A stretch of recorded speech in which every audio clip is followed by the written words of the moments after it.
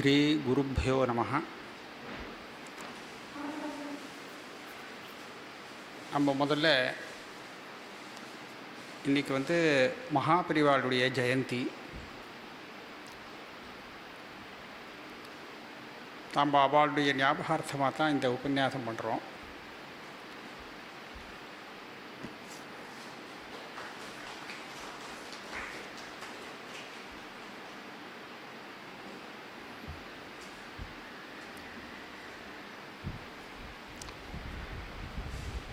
மகாபரிவாளை நம்ம எப்படி பார்க்குறோம் அப்படின்னு கேட்டால், சாக்ஷாத் ஜீவன் முக்தராக பார்க்குறோம். அவர் ஜீவன் முக்தராக இருந்துட்டு இங்கே கீதையிலலாம் சொல்லுவாள். எப்படி வரும்னு கேட்டால், எல்லாத்தையும் விட்டுட்டு சில பேர் ஜனங்களை விட்டுட்டு எங்கேயாவது தனியாக ஓடிப்படுவாள். ஜீவன் முக்தாளுக்கு எனக்கு ஒன்றும் இங்கே ஜனங்களோட பிரயோஜனம் இல்லை அப்படின்னு சொல்லி, அந்த மாதிரி ஒரு ரகம். இன்னொன்று என்னன்னு கேட்டாக்க, தானும் தன்னுடைய தர்மத்தை அனுஷ்டானம் பண்ணிட்டு இருந்து தன்னை பார்த்து மற்றவர்களும் சத்கர்மாக்களில் பிரேரிக்கப்பட்டு அந்த வழியில் நிற்கணும் அப்படிங்கிறதுக்கு போதிக்கிறது ஒன்று. அந்த மாதிரியும் சில ஆத்மஞானிகள் இருப்பாள். இப்போ அந்த மாதிரி சொல்கிறச்சு இந்த ரெண்டாவது விதம் மகாபிரிவா. அவள் தனக்குன்னு ஒன்றும் வேண்டியது இல்லைன்னு சொன்னாலும் தன்னுடைய ஆசிரம தர்மங்களை விடாமல் கடைபிடிச்சா.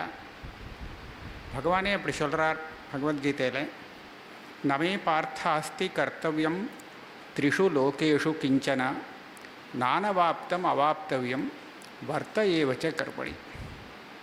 நாம்பளாம் நல்ல கர்மா பண்ணணும், பண்ணி அது மூலமாக ஏதாவது புண்ணியத்தை சம்பாதிக்கணும். அந்த புண்ணியத்தை வச்சுட்டு நல்ல பலத்தை அடையணும் இல்லையா? பகவான் எதுக்காக அந்த மாதிரி பண்ணணும், நல்ல காரியங்கள்லாம் பண்ணணும் அப்படின்னு கேட்டால், அவர் என்ன அடைய வேண்டியது ஏதாவது இருக்கான்னு கேட்டால், நமே பார்த்தாஸ்தி கர்த்தவியம் த்ரிஷு லோகேஷு கிஞ்சனா. நான் அடைய வேண்டியது செய்ய வேண்டியது ஒன்றுமே இல்லை. நம்ம செஞ்சு தான் ஏதாவது நான் பண்ணி ஆகணும், எதையோ ஒன்று நான் இல்லாததை சம்பாதிக்கணுங்கிறது ஒரு நிலை எனக்கு கிடையாது. அப்போ எதுக்கு விடாமல் நீங்கள் தர்மானுஷ்டானங்கள்லாம் வச்சுட்டுருக்கேள் அப்படின்னு கேட்டால், வர்த்தையே வச்ச கர்மணி, அது விடாமல் வச்சுட்டுருக்கேன். எனக்காக இல்லை, மற்றவாளுக்காகன்னு சொல்கிறேன். எதிஹ்யஹன் ந வர்த்தேயம் ஜாத்து கர்மணி அதந்திரிதா மம வர்த்மா அனுவர்த்தந்தே மனுஷ்யாக பார்த்த சர்வசா உத்சீதேயு இமே லோகாக ந குர்யாம் கர்மச்சேதகம் சங்கரஸ்ய ச கர்த்தாஸ்யாம் உபஹன்யாம் இமாஹ் பிரஜாக. கடைசியில் சொல்லிச்ச கொஞ்சம் கடுமையாகவே சொல்கிறேன் நான் ஏன் பண்ணுறேங்கிறத. ஒரு சமயம் நான் கர்மானுஷ்டானம் பண்ணாமல், அதாவது கிருஷ்ணாவதாரத்தில் நான் கர்மானுஷ்டானம் பண்ணாமல் இருந்துட்டேனே. ஆனால் அப்போ என்னை பார்த்து மற்றவள்லாம் இருக்காளே, மற்றவாள் அவள் என்ன பண்ணுவானா, அவனே பண்ணலை நான் இதுக்காக பண்ணோம் அப்படின்னு சொல்லி விட்டுருவாள். நான் பண்ணலைன்னா எனக்கு ஒன்றும் நஷ்டம் கிடையாது. ஆனால் அவள் இந்த கர்மானுஷ்டானம் பண்ணலைன்னு சொன்னால் அவளுக்கு பெரிய நஷ்டம். உத்சீதேயு இமே லோகாக ந குர்யாம் கர்மச்சேதகம். நான் கர்மாவை எப்படி பண்ணணும்னு செய்து காண்பிக்கலேன்னு சொன்னால் மற்றவர்கள் அதை வச்சுட்டு தான் என்ன பண்ணணுங்கிறது தெரிஞ்சிக்க முடியாது. அவள் பண்ணாமல் போயிட்டான்னு சொன்னால் அவள் கெட்டுப்பிடுவாள். அதுக்கு நம்ம காரணமாக ஆகிடக்கூடாது இல்லையா? அதனாலே இதுகளுக்கு நான் ஜகத்துக்கே காரணம்னு சொல்லி எல்லாத்துக்கும் என்னை போல காரணமாக வச்சுருக்கா. அப்படி இருக்கும்போது நான் செய்ய வேண்டியதை செஞ்சு காமிச்சு அவள் என்ன செய்யணுங்கிறத அந்த மார்க்கத்தில் இருக்கும்படியாக நான் செய்கிறேன் அப்படின்னு அங்கே சொல்கிறேன். அப்படி இல்லைன்னா எனக்கு ரொம்ப தோஷம் வந்துடும் அப்படிங்கிற மாதிரி சுவாமி அங்கே காமிக்கிறார். நிஜமாக தோஷம் வராது, கொஞ்சம் சொல்லணுங்கிறதுக்காக சொல்கிறார். மகாபிரிவாளம் அதே மாதிரி தான். அவர் தன்னுடைய கர்மாக்களை தன்னுடைய தர்மத்தை பூர்ணமாக கடைபிடிச்சுண்டு அதே சமயத்தில் மற்றவர்களையும் அவாவா தர்மத்தை சரியாக கடைபிடிக்கணுங்கிறதுக்கு பிரேரணை பண்ணிகிட்டே இருந்தார். அவளாக தான் வேதாத்தியனங்கிறது இன்றைக்கி நிற்கிறது.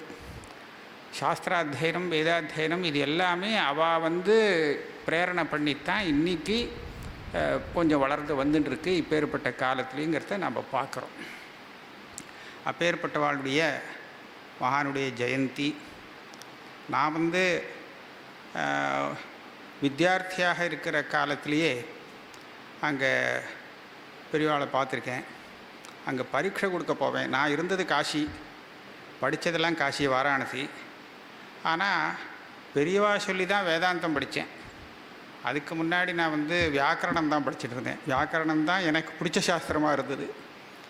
நியாயசாஸ்திரமோ மீமாம்சா சாஸ்திரமோ வேதாந்த சாஸ்திரமோ நமக்கு உபயோகம் இல்லை அப்படின்னு நினச்சிட்டு இருந்தேன்.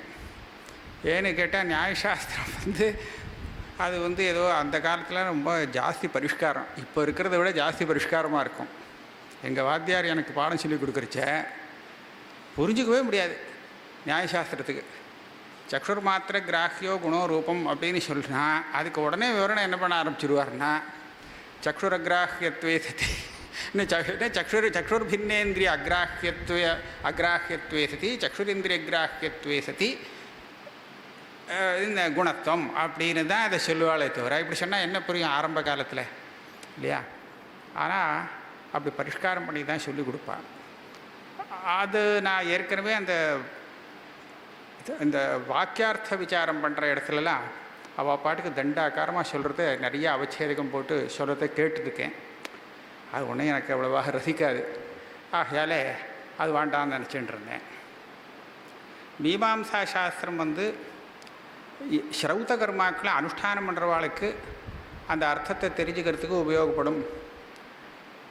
நாம் ஒன்றும் யாகாதிகள்லாம் பண்ண போகிறதில்லை, அதனால் அதுவும் பெருசாக நமக்கு உபயோகப்படுறதில்லை. வேதாந்தம் சந்நியாசிகளுக்கு உபயோகப்படும், முமுட்சுகளுக்கு, அவளுக்கு வேணும். அதனால் இப்போதைக்கு நமக்கு தேவைப்படாது அப்படின்னு நினச்சிட்டு இருந்தேன். அப்போது வியாக்கரணம் தான் வேணும்னு. என்ன சாஸ்திரம் படிக்கலாம்? ஏதோ ஒரு சாஸ்திரம் தான் படிக்கணும்னு தீர்மானம். வியாக்கரணம் படிக்கணும் அப்படின்னு சொல்லி அதுக்காக பிரயத்தனப்பட்டு இருந்தேன். அது வியாக்கரணத்தில் சித்தாந்த கௌமுதி முடிகிற அந்த சமயத்தில் எனக்கு யார் வேதாந்த வாத்தியாரோ அவருக்கு பெரியவா உத்தரவாச்சு, மகா பெரியவா உத்தரவு. இந்த மாதிரி அத்வைத சபைக்கு அவள் சிலபஸ் எல்லாம் போட்டிருக்கா, பெரிய சிலபஸ், 10 பரீட்சை சிலபஸ் எல்லாம் போட்டு அது பெருசாக பண்ணியிருக்கா. பெரிய வித்வான்களை வச்சுட்டு பெரியவாளே போட்டிருக்கா. ஆனால் அதை பூர்த்தியாக யாரும் பரீட்சை கொடுக்கல. அதுக்கு யாராவது வித்தியார்த்திகளை தயார் பண்ணு அப்படின்னு எங்கள் வாத்தியார் பிராந்தியங்கிரி சுப்பிரமணிய சாஸ்திரின்னு பேர், அவருக்கு பெரியவா ஆஜ்ஞா பண்ணினேன். அப்போது நான் சேர்ந்தேன் தெய்வாதீனமாக. அப்போது அந்த இதுலேருந்து தான் எனக்கு வேதாந்தத்தோடு ஒரு சம்பந்தம் ஏற்பட்டது. வேதாந்தம் ஆரம்பித்து கொஞ்ச நாளைக்கு ரொம்ப புதுசாக தான் இருந்தது. ஆனால் பரீட்சை நான் ஒரு காரியம் ஆரம்பித்தாச்சுன்னா அதுக்கப்புறம் நடுப்புற விடுறதுங்கிறது வழக்கம் இல்லை. அதனால் பூடா பண்ணிடுறதுன்னு ஒரு தீர்மானம். பெரியவாழ்கிட்டே தான் பிரார்த்தனை பண்ணிக்கிறது. எப்போ இங்கே பரீட்சைக்கு இங்கே 2 தடவை வருவேன் காஞ்சிபுரத்துக்கு. காஞ்சிபுரத்துக்கு வரும்போது பெரியவாளை வரைச்ச பரீட்சை ஆரம்பிக்கிறதுக்கு முன்னாடி ஒரு தடவை தரிசனம் ஆகிடும். அதுக்கப்புறம் முடிஞ்சு கிளம்புறச்ச அப்போ ஒரு தரிசனமாகும். அப்போ என்ன பிரார்த்தனை பண்ணிக்கிறது, ஏதாவது கேளுங்கோ அப்படின்னு கேட்குறச்சே நான் பரீட்சையை முடிக்கணும் அப்படிங்கிறது தான் பிரார்த்தனை பண்ணிட்டேன். ஏன்னா அதுதான் எனக்கு என்ன புத்திஸ்தம் தெரியுமா, இந்த மங்களவாதத்தில் அதுக்கு என்ன பிரயோஜனம்னு கேட்டால் கிரந்த சமாப்தி தான் பலம்னு சொல்கிறாளோ இல்லையோ. யார் சொன்னால் கிரந்த சமாப்தி தான் பலம் அப்படின்னு கேட்டால், கிரந்தாரம்பத்தில் இவன் மங்களாச்சரணம் பண்ணிட்டு இருக்கான்னு சொன்னால் ஆரம்பித்த இந்த கிரந்தம் முடியணுங்கிறது தானே முதல்ல அவன் மனசில் இருக்கும். இதை விட்டுட்டு வேறு பலத்தை கல்பிப்பானேன்னு சொல்கிறான். இப்போ அந்த விதத்தில் இந்த பரீட்சையில் பூத்தாச்சு, ஆரம்பித்தாச்சு, ஏதோ ஒரு பரீட்சை 2 பரீட்சை முடிச்சாச்சு வேறு. ஆக இதை முடித்தா போகிறோங்கிறது அந்த ரீதியில் நான் அதைத்தான் கேட்டுருந்தேன். அனுகிரகம் பண்ணால் நிறைய அனுகிரகம் பண்ணிட்டான், நிறைய பண்ணியிருக்கேன். அதில் நன்னாவே அந்த விஷயங்கள் நமக்கு நன்னா மனசுக்கு புரியும்படியாக பெரியவா அனுகிரகம் பண்ணியிருக்கான். ஆரம்பத்துலேருந்தே இந்த 1 தடவை 2 தடவை கொஞ்சம் அடி வாங்கும்படியாக ஏற்பட்டுது. எப்படின்னு கேட்டால், அந்த காலத்தில் ஒரு 2ஆம் பரீட்சைக்கு வந்திருந்தேன்னு நினைக்கிறேன். நான் சின்ன பையன்தான் அந்த சமயத்தில். பெரிய வித்வான்கள்லாம் இருக்கா, பெரியவா இப்படி நடந்து போயிட்டு இருக்கா. இந்த சங்கர சந்நிதி இருக்கோ இல்லையா, ஆதிசங்கர சந்நிதி, அதை சுற்றி இப்படி நடந்து போகிறா. நடந்து போகிறதா இருந்தால் ரொம்ப மெதுவாக நடப்பான். ரொம்ப வயசாகிடுச்சு இல்லையா, 99 வயசோ என்னவோ. அப்போ அந்த சமயத்தில் மெதுவாக நடந்து போயிட்டே இருந்தா, நான் அங்கேருந்து அங்கே பக்கத்தில் இருந்தேன். ஏதோ ஒரு காரணமாக அங்கே வந்திருந்தேன். பரீட்சை எழுதி முடிச்சுட்டு வந்திருந்தேன்னு நினைக்கிறேன். வந்த உடனே எனக்கு என்ன தோணிது, பெரியவாளை பார்த்த உடனே நமஸ்காரம் பண்ணணும்னு தோணி போச்சு. உடனே டபார்னு அங்கே விழுந்து நமஸ்காரத்தை பண்ணிட்டேன் பெரியவாளை. இந்த நமஸ்காரம் பண்ண உடனே அங்கே சுற்றி கிங்கராள்னு சில பேர் கைங்கரியம் பண்ணுறவா உண்டு. அந்த சமயத்துலலாம் அந்த கைங்கரியம் பண்ணுறவா என்னவா கத்துவா தெரியுமா, ரொம்ப கத்துவா, ரொம்ப அதிகப்படியாக கத்துவா. எனக்கே என்ன இப்படிலாம் கத்துறாளே, பக்தாலாம் வந்து பக்தியோடு சேவிச்சுட்டு போனோம்னு நினைக்கிறேன், ஆனால் இப்படி சத்தம் போடுறாளே அப்படின்னு. இந்த திருப்பதியில் அடித்து விரட்டுற பாருங்க, இதே மாதிரி பண்ணிட்டு இருந்தா. அதே மாதிரி வந்தாச்சா அப்போ அப்படின்னு சொல்லிட்டு இருந்தா. நான் அங்கே நமஸ்காரம் பண்ண உடனே கேட்கவே வேண்டாம், பெரியவா நடந்து போயிட்டுருக்கா, அவன் மேலே விழுந்தா என்ன பண்ணுவேன்னு சொல்லி இப்படி பண்ணிட்டேன்னு சொல்லி கத்திட்டான். எனக்கும் ரொம்ப பயமாக போயிடுச்சு.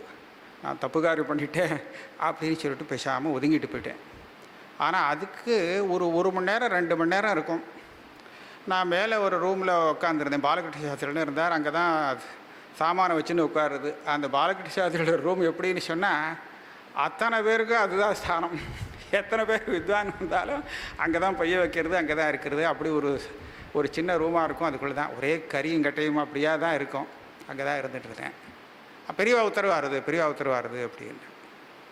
என்னடா அது பெரியவா உத்தரவாருதுன்னு சொல்லி சரிதான்னு அழைச்சிட்டு போனால் அங்கே வந்து என்கிட்ட கேட்டு, உங்கள் வாத்தியார் எப்படி இருக்கார், அவர் வந்து என்னை பார்க்கும்போது இதை சொன்னார். இந்த சங்கம் இருக்கே, இந்த சங்கமானது என்னதான் இருந்தாலும் அது வந்து ஒரு பிராணியுடைய அஸ்தியாக்கம்.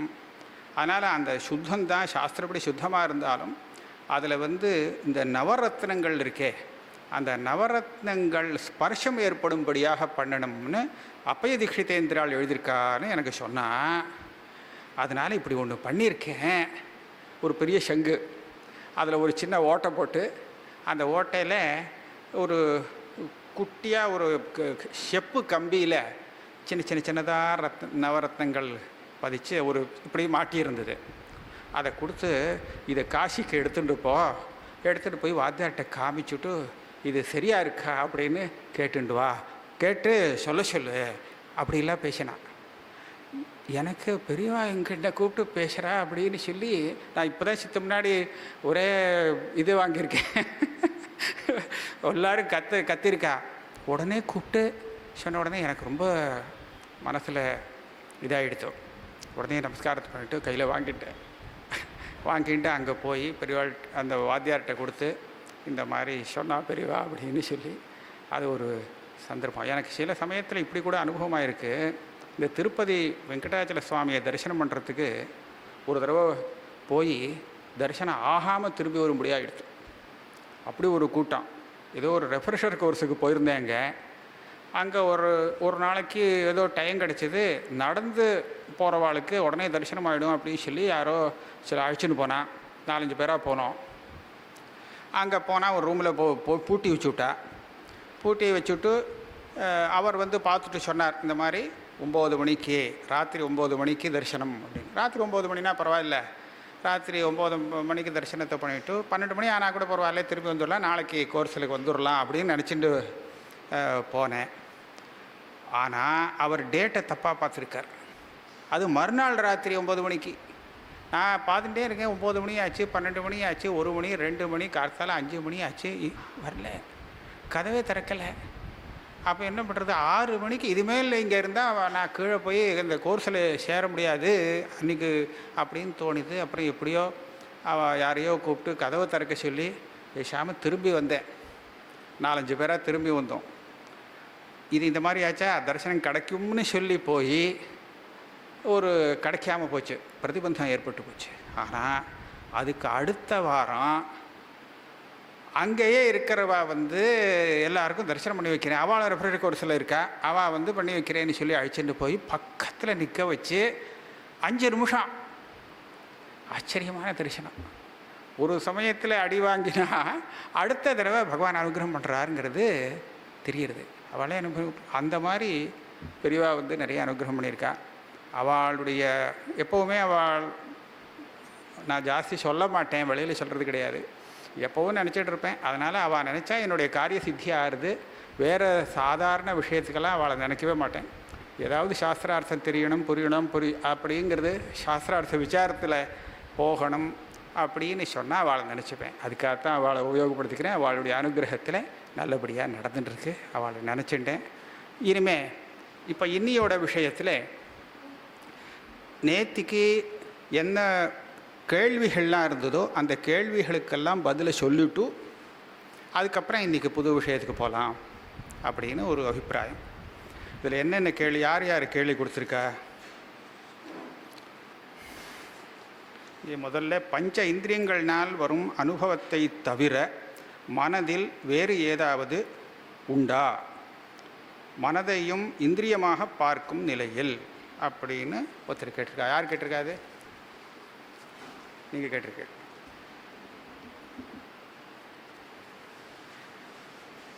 அதாவது பஞ்ச இந்திரியங்களை காட்டிலும் மனசுக்கு தனி விஷயம் இருக்குது.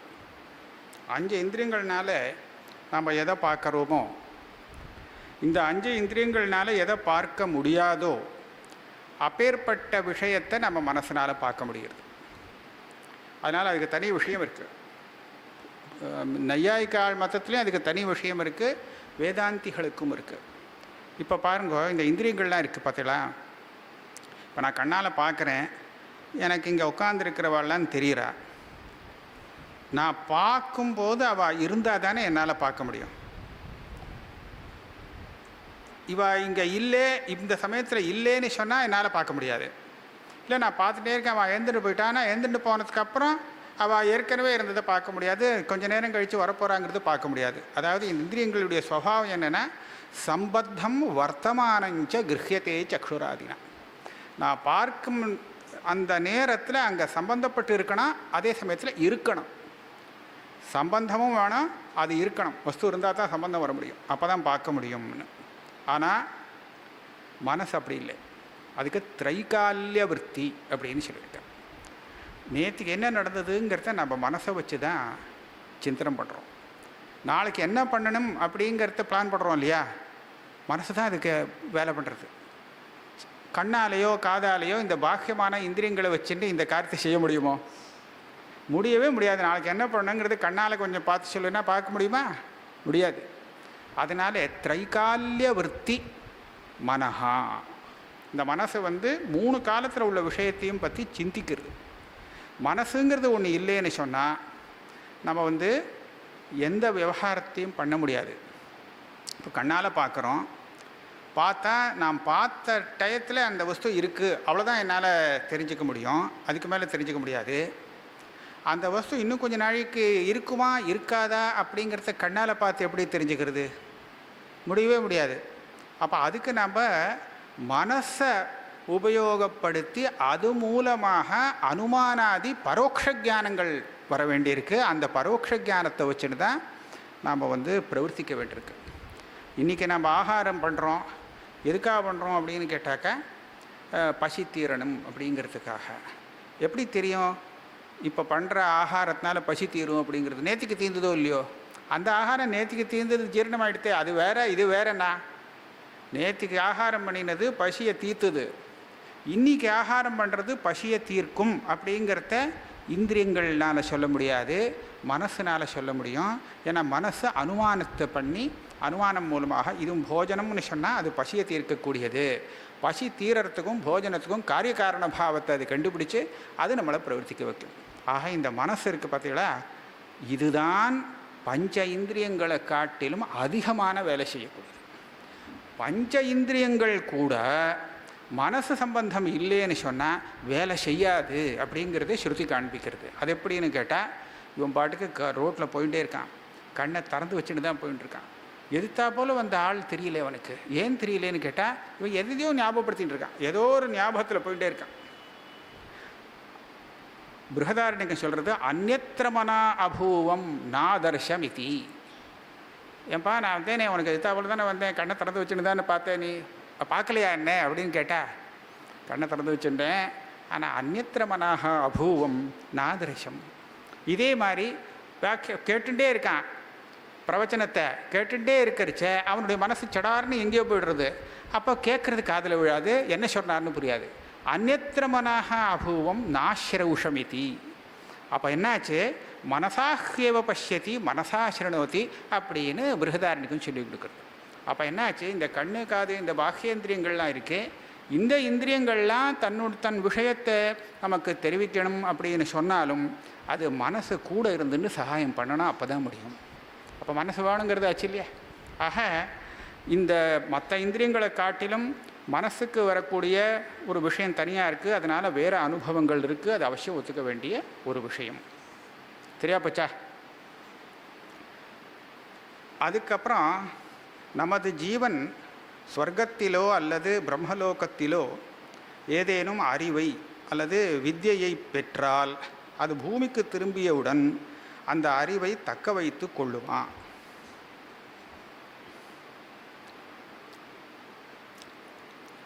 சில சமயம் வரும், சில சமயம் வராது.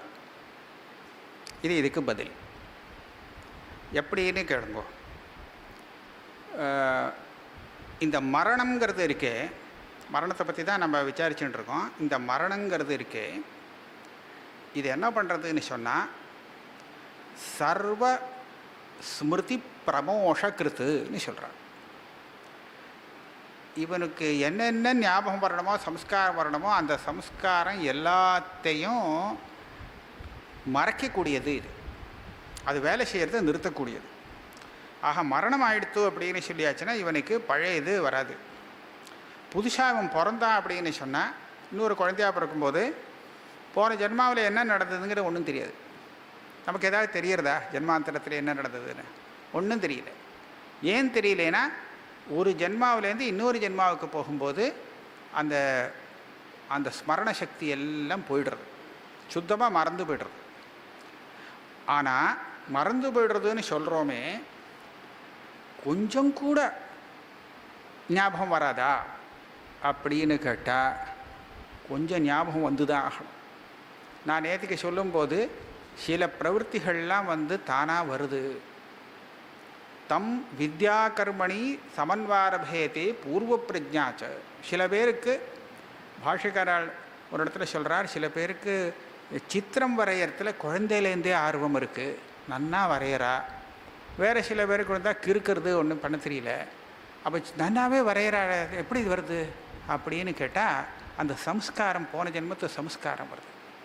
சில பேருக்கு சங்கீதம் நன்னா வருது, சின்ன குழந்தையாக இருக்கிறச்சா அழகாக பாடுறா, நன்னா பாடுறா, எப்படி பாட்டு வருது அப்படின்னு கேட்டாக்கா அவளுக்கு பூர்வ ஜென்மத்து சம்ஸ்காரம் இருக்குது அப்படின்னு சொல்ல வேண்டியிருக்கு. ஆக சில சம்ஸ்காரங்கள் ஞாபகத்துக்கு வரவும் வருது, சிலது வரதில்லை. வராமல் இருக்கிறது நமக்கு முக்கியம். ஜாதிஸ்மராகா அப்படின்னு சில பேரை சொல்லுவாள். ஜாதிஸ்மராகான்னு சொன்னால் ஜாதினா ஜென்மா, போன ஜென்மாவை அங்கே நடந்த விஷயத்தை ஞாபகம் வச்சுண்டு பிறக்கக்கூடியவா இருக்காளே, அந்த மாதிரி சில பேர் அபூர்வமான பிறவிகள் இருக்கும், அவளுக்கு ஜாதிஸ்மராகான்னு பேர்.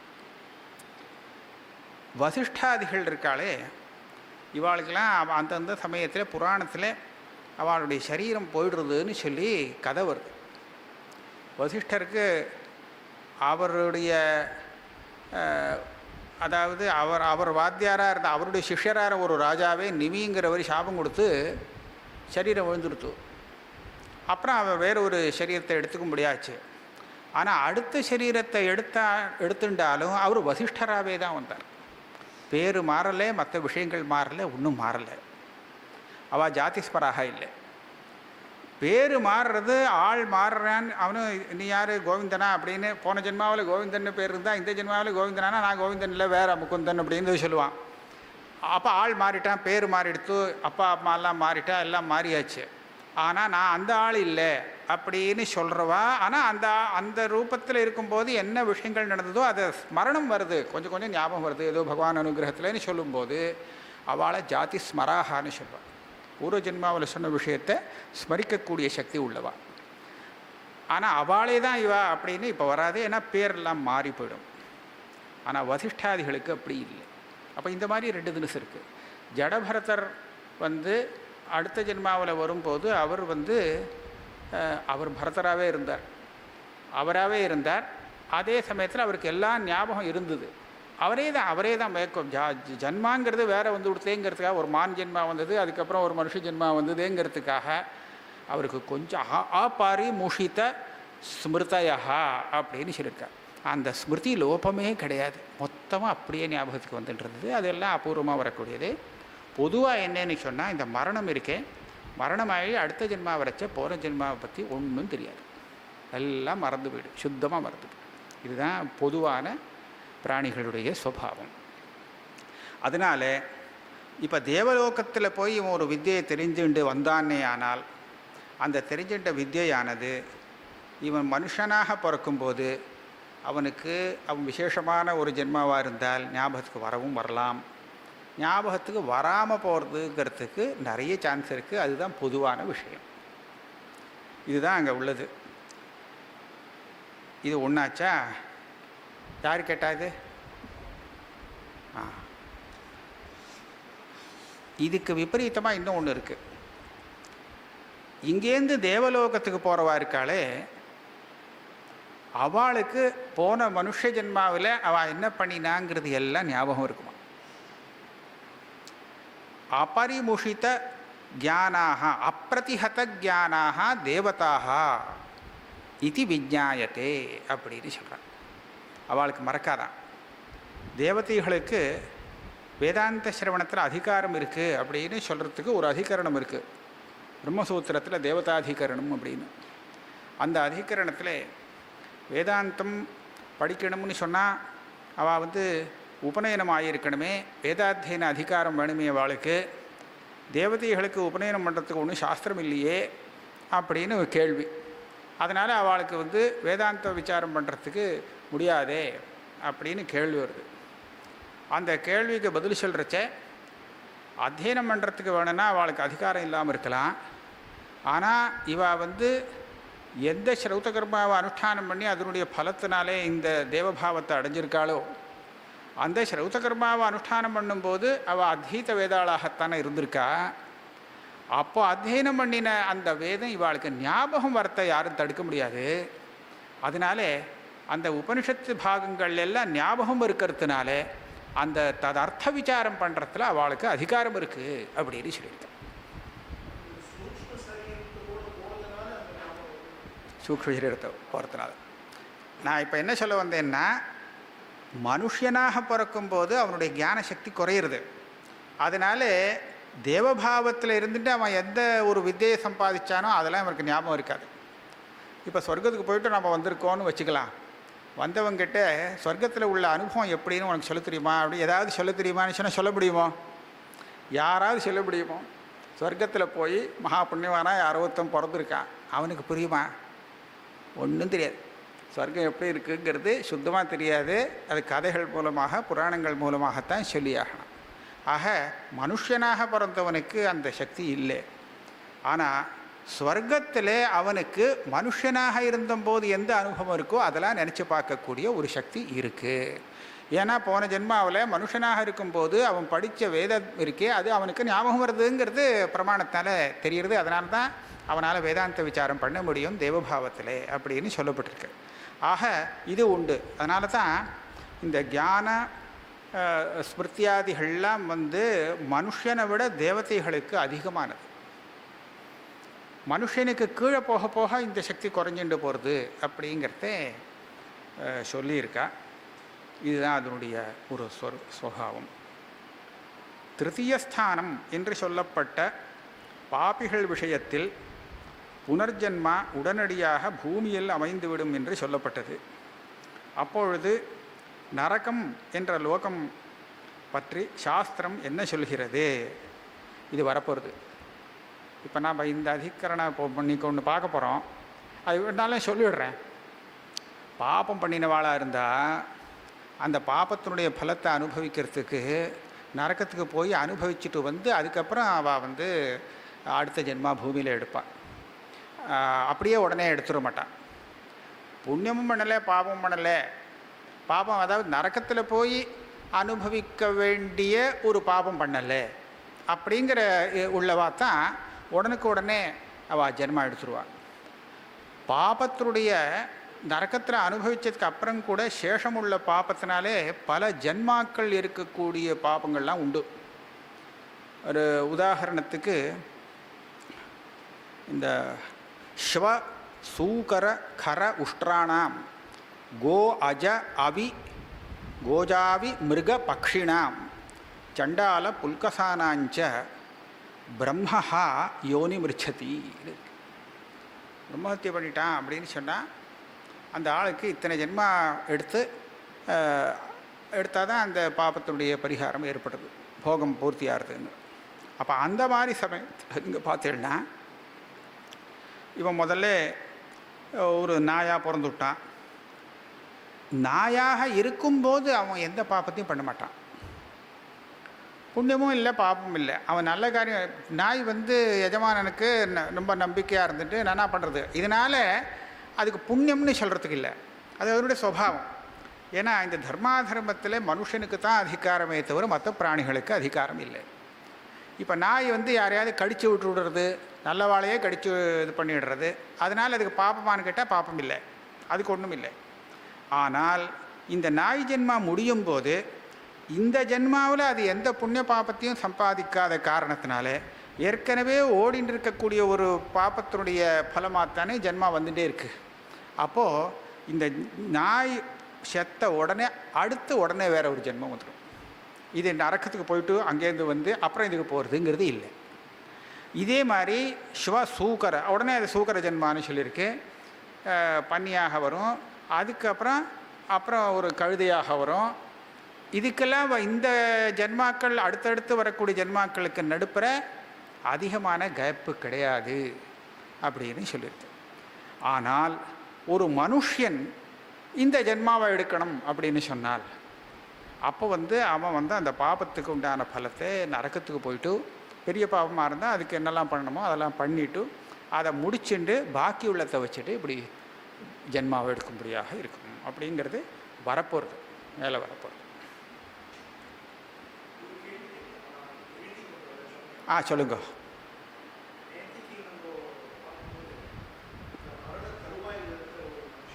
ம் ம்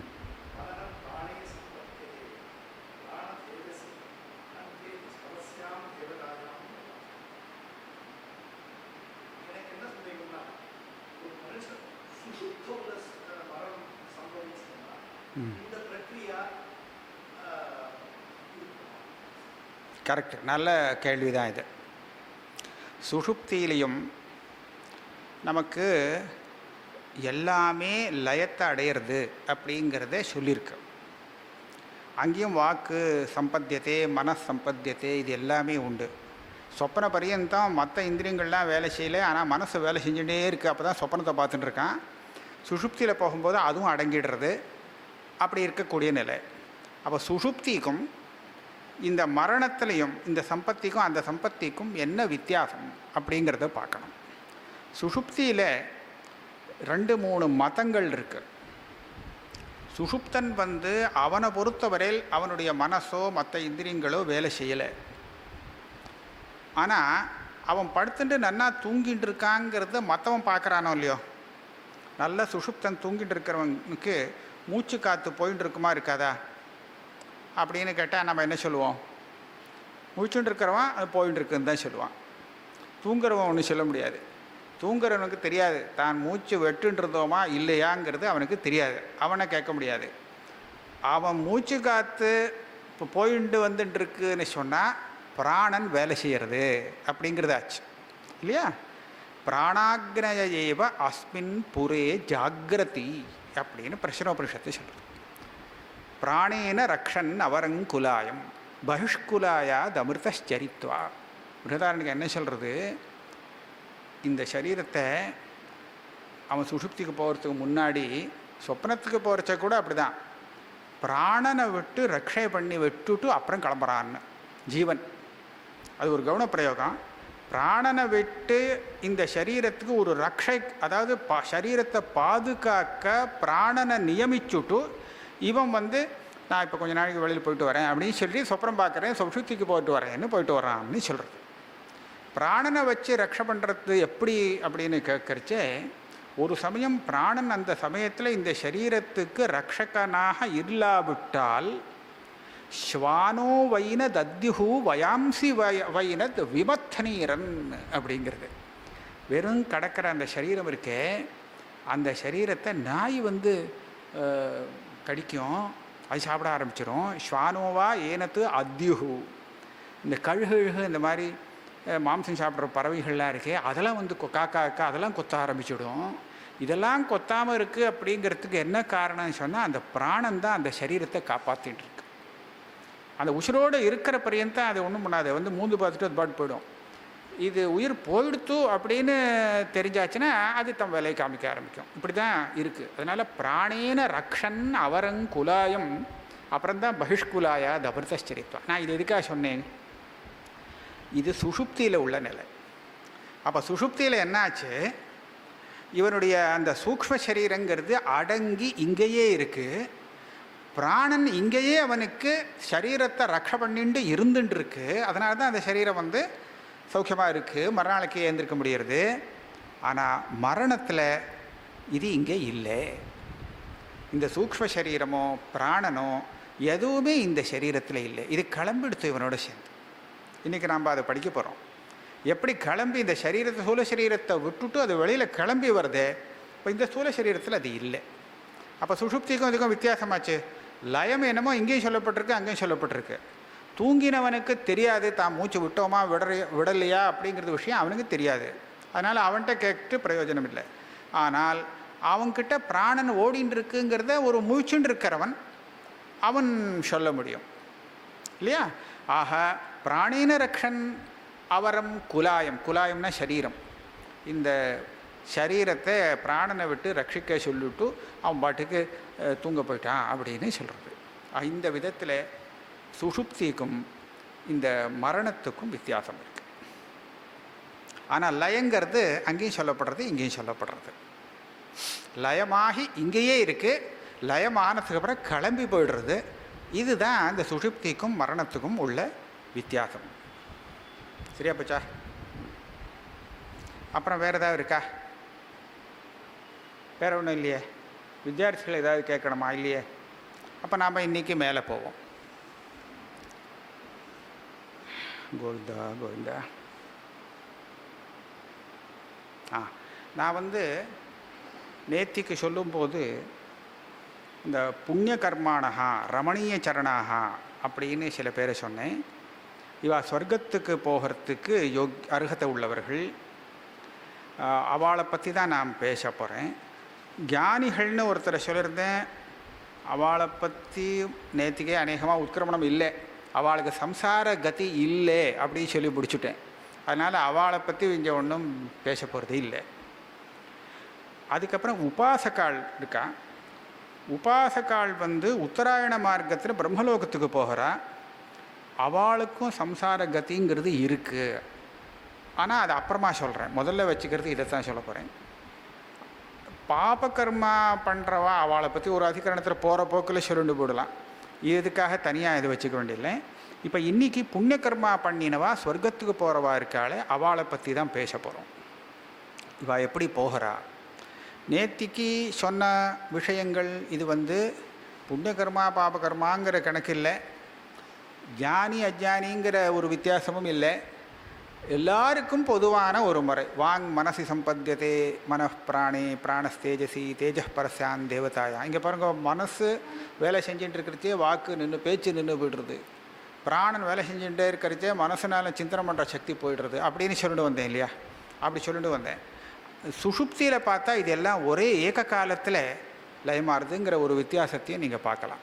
சுஷுப்தியில் ஒரே க்ஷணத்தில் அவன் தூங்கி போகும்போது இப்படி கிரமமாக அவன் தூங்கி போகிறது இல்லை, மொத்தமாக தூங்கி போட்டது ஒரே சமயத்தில். இந்த வித்தியாசத்தையும் நீங்கள் யோஜனை பண்ணி பார்க்கலாம். ஆமாம். இப்போ நாம் அதெல்லாம் எல்லாருக்கும் பொதுவானதாக இருக்குது. அதுக்கு மேலே என்ன வருதுன்னு பார்ப்போம். எத்ரைத ஊர்த்வோச்வாசி பவதி. ஊர்த்வோச்வாசம் அப்படின்னு அந்த கடைசி மூச்சு விடக்கூடிய அந்த சுவாசத்தை சொல்லுவாள். அந்த ஊர்த்வோச்வாசி பவதி அந்த சமயத்தில் சொல்லக்கூடிய ஒரு விஷயம். இது பிருஹதாரண்யகத்தில் வருது.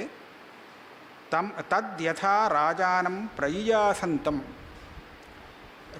ஒரு ராஜா இந்த ஒரு இடத்துக்கு போயிட்டு வரணும் அப்படின்னு ஆசைப்பட்டான்னு சொன்னால், அவன் மாறு வேஷத்தில் போனால் வேணா தனியாக போகலாம். ராஜ வேஷத்துலேயும் அவன் போகிறதா இருந்தால் தனியாக போக முடியாது. கூடவே சேவகர்கள்லாம் வர. இவன் கூப்பிடாட்டாலும் கூட வந்துடுவான், சேர்ந்து வந்துடுவான் இல்லையா? அந்த உக்ராஹ் பிரத்யேனசா இவாள்லாம் அந்த அவனுடைய சேவகர்கள்லாம் எப்படி சேர்ந்து பரிவாரம் கூட சேர்ந்து வந்து விடுறதோ, அதே மாதிரி இந்த சரீரத்தில் இருக்கக்கூடிய இந்த ஆத்மா, ஜீவாத்மா இந்த சரீரத்தை விட்டு வேறு சரீரத்துக்கு போகலாம்னு கிளம்பும் போது இவனோட சில அம்சங்கள்லாம் சர்வே பிராணாக அபிசமாயந்தி. ஏவமேவ இவம் ஆத்மானம் அந்த காலே சர்வே பிராணாக அபிசமாயந்தி. அந்த சமயத்தில் சர்வே பிராணாக அப்படின்னு சொன்னாக்க, இப்போ பிராணக அப்படின்னு ஏகவச்சனமாக உபநிஷத்தில் சொன்னதுன்னா அதுதான் நாம் சொல்லக்கூடிய பிராணம். நம்ம பிராணன்னு ஒன்று சொல்கிறோம், இந்திரியங்கள்னு இன்னொன்று சொல்கிறோம் இல்லையா? பிராணாகனு பகுவச்சனமாக வந்ததுன்னா அப்போ இந்திரியங்கள்னு அர்த்தம். பிராணஹான்னு ஏகவச்சனமாக இருந்தால் நாம் நினைக்கக்கூடிய பிராணம், பிராணாபான வியானோதான சமானம் அந்த காரியங்கள்லாம் இருக்கே, அதை எடுத்துக்கணும். பிராணாக அப்படின்னு சொன்னால் இந்திரியங்கள். அப்போ அத்தனை இந்திரியங்களும் சேர்ந்துண்டு இவனோட சேர்ந்து விடுறது அப்படின்னு சொல்கிறது. அபிசம் ஆயந்தி. பாஷக்காரா என்ன அர்த்தம் பண்ணியிருக்கானா, அந்த இடத்துல இவனை சுற்றி சேர்ந்து விடுறது. சம் இது ஏகீபாவே. இதெல்லாம் தனித்தனியாக இப்போ இல்லை, ஒரே ஒரு அம்சமாக சேர்ந்து விடுறது, ஒரு மூட்டை கட்டினா மாதிரி ஆயிடுறது. இப்படி ஆனதுக்கு அப்புறம் இதில் இவனோட வரத்தில் என்னென்னு கேட்டாக்க, பிராணன் ஒன்று, இந்திரியங்கள் எல்லாம், அடுத்தது மனசு. இந்திரியங்கள் எல்லாம்னா 10 இந்திரியங்கள், ஞானேந்திரியம் 5, கர்மேந்திரியம் 5. மனசை நான் ஏன் தனியாக சொல்கிறேன் அப்படின்னு கேட்டால், இந்த மனசில் தான் இவனுடைய புண்ணியம் பாபம் சம்ஸ்காரம் இது எல்லாமே ஏற்பட்டு இருந்துட்டுருக்கு. இது கூட இருந்தால் தான் மேற்கொண்டு இவனால் அடுத்த ஜென்மாவில் அந்த பலபோகம் பண்ண முடியும், கர்ம பலபோகத்தை அனுபவிக்க முடியும். அதனால் மனசு தம் வித்யா கர்மணி சமன்வாரபேதே பூர்வ பிரஜாச்சன்னு அந்த இடத்துல வருது. வித்யா கர்மணி அப்படிங்கிறது உபனிஷத்து சொல்கிறது. வித்யானா என்னன்னு கேட்டால், அவன் என்ன விதமான சிந்தனை பண்ணியிருக்கானோ, தியானங்கள்லாம் பண்ணியிருக்கானோ, உபாசனை பண்ணியிருக்கானோ, அந்த உபாசனையானது சம்ஸ்கார ரூபமாக இவனோடு வரும். கர்மாங்கிறது அவன் என்ன புண்ணிய கர்மாவோ பாபகர்மாவோ பண்ணியிருப்பானோ அதெல்லாம் மேற்கொண்டு அனுபவிக்கிறதுக்கு தேவையான கர்மாவாக இருந்ததுன்னா அதுவும் இவனோடு சேர்ந்து வரும். பூர்வ பிரஜான்னு சொன்னால் ஜன்மாந்தரத்தில் அனுபவித்த வாசனை. எந்த விஷயமாக இருந்தாலும் அந்த விஷயத்தை நாம் அனுபவிக்கணும்னு சொன்னால் முதல்ல பார்க்குறச்சே நமக்கு அதில் ஒன்றும் பிரீத்தி வராதான். ஏற்கனவே அது பழக்கப்பட்ட விஷயமாக இருந்தால் சட்டுன்னு பிரீத்தி வரும். அதனால இந்த ஜன்மாவிலையும் நாம் எந்த விஷயத்தை பார்த்து சந்தோஷப்படுறோமோ, இங்கே என்ன சொல்கிறதுனா, இது ஏற்கனவே நமக்கு பழக்கப்பட்ட விஷயம். இல்லைன்னா புதுசாக பார்க்குறச்சே நமக்கு அதை பற்றி ஒன்றும் தெரியாது. அதை பல தடவை பார்த்தா தெரியுறது அப்படின்னு சொல்லலாம். ஒரு ஆச்சரியமான விஷயம், முதல் தடவை பார்த்தா ஒன்றும் தெரியல அப்படின்னு சொல்கிறோம், தெரியலேன்னு சொல்கிறோம். 2 தடவை 3 தடவை தெரியலேன்னு சொல்லிட்டு இருந்தாலும் தொடர்ந்து கொஞ்ச நாள் பார்த்தாச்சுன்னா தெரியுமே அப்படின்னு சொல்ல ஆரம்பிச்சிடுறோம். என்ன தெரியுங்கிறது தெரியாது. எனக்கு அப்படி நிறைய அனுபவம் இருக்குது. பல பேரை நான் பார்க்குறேன். ஆனால் முதல் தடவை பார்க்கப்படுறது இவரை தெரியுமா அப்படின்னு கேட்டால் இல்லையே தெரியலையே அப்படின்னு சொல்லும்படியாக இருக்கும். அதுக்கப்புறம் நிறைய தடவை பார்த்தாச்சு. முதல் தடவை பார்த்தா எவ்வளவு தெரியுமோ அவ்வளவே தான் எத்தனை தடவை பார்த்தாலும் தெரியும். இப்போ கேட்டால் தெரியுமே இவரை அப்படின்னு சொல்ல, என்ன தெரியும் அது யோசனை பண்ணுறதில்ல. ஒரு என்ன தெரியும் இவரை பற்றி இப்போ அப்படின்னு கேட்டால் ஒன்றும் தெரிஞ்சுக்கல, ஆனால் தெரியும்னு சொல்கிறோம். இது ஏன் அப்படின்னு கேட்டால், பார்த்து வந்த அந்த பழக்கம், பார்த்தத்தினால ஏற்பட்ட அந்த சம்ஸ்காரம் இருக்கே, அதனால் தெரியும்னு நம்மளை அந்த மனசை சொல்ல வைக்கிறோம் இல்லையா? அதனால் எந்த விஷயத்தை நாம் ஏற்கனவே அனுபவிச்சிருப்போமோ அதைத்தான் நம்ம உடனே சரி தெரிகிறது, அனுபவிக்க முடியும். புதுசாக பழக்கமில்லாத வஸ்துவை இனிமே தான் பழக்கப்படுத்திக்கணும். பழக்கப்படுத்திட்டா அது பழக்கமாகிடும். அந்த மாதிரி இருக்குது. இதுதான் நிலைமை. அதுக்காக தான் பூர்வ பிரஜான்னு ஒன்று சொல்கிறாங்க. இதெல்லாம் கூட போகிறதுன்னு சொல்லியிருக்கு. இந்த இடத்துல இந்த சரீரத்தை விட்டு இது கிளம்புற விதம் எப்படின்னு கேட்டாக்க, இது எல்லாம் ஒன்று சேர்ந்து கொடுத்து மொத்தமாக ஒவ்வொன்றும் ஒவ்வொரு துவாரத்துலேருந்து கிளம்பாது. இது ஏன் ஏகீபவத்தின்னு சொல்கிறதுன்னு சொன்னால், ஜீவன் ஒரு இங்கே நிறைய ஓட்டை இருக்குது சரீரத்தில், நவத்வாரங்கள் இருக்குது. அந்த நவத்வாரங்களில் கண் வழியாக போயிடும், காது வழியாக போயிடும், பிராணம் முகம் வழியாக போயிடும், ஜீவன் தலை வழியாக போயிடும். இப்படிலாம் ஒவ்வொன்றும் ஒவ்வொரு ஓட்டை வழியாக போகிறதில்ல. எல்லாமா ஒன்றா சேர்ந்துண்டு ஒரே ஓட்டை வழியாக போகுது. அது அவள் புண்ணிய கர்மாவுக்கு தகுந்தா போல் எந்த மார்க்கமோ அந்த மார்க்கம் வழியாக போகுமா. இது பிரம்மலோகத்துக்கு போகக்கூடியதாக இருந்தால் சதஞ்சைகாச்ச ஹிருதயஸ்ய நாட்யா தாசாம் மூர்தானமபிநிஸ்ருதைகா தயோர்த்வமாயன் அமிர்தத்வபேதி விஸ்வங்கன்யா உத்கரமணே பவந்தி. அதாவது அந்த சுஷும்னா நாடின்னு ஒன்று இருக்குது.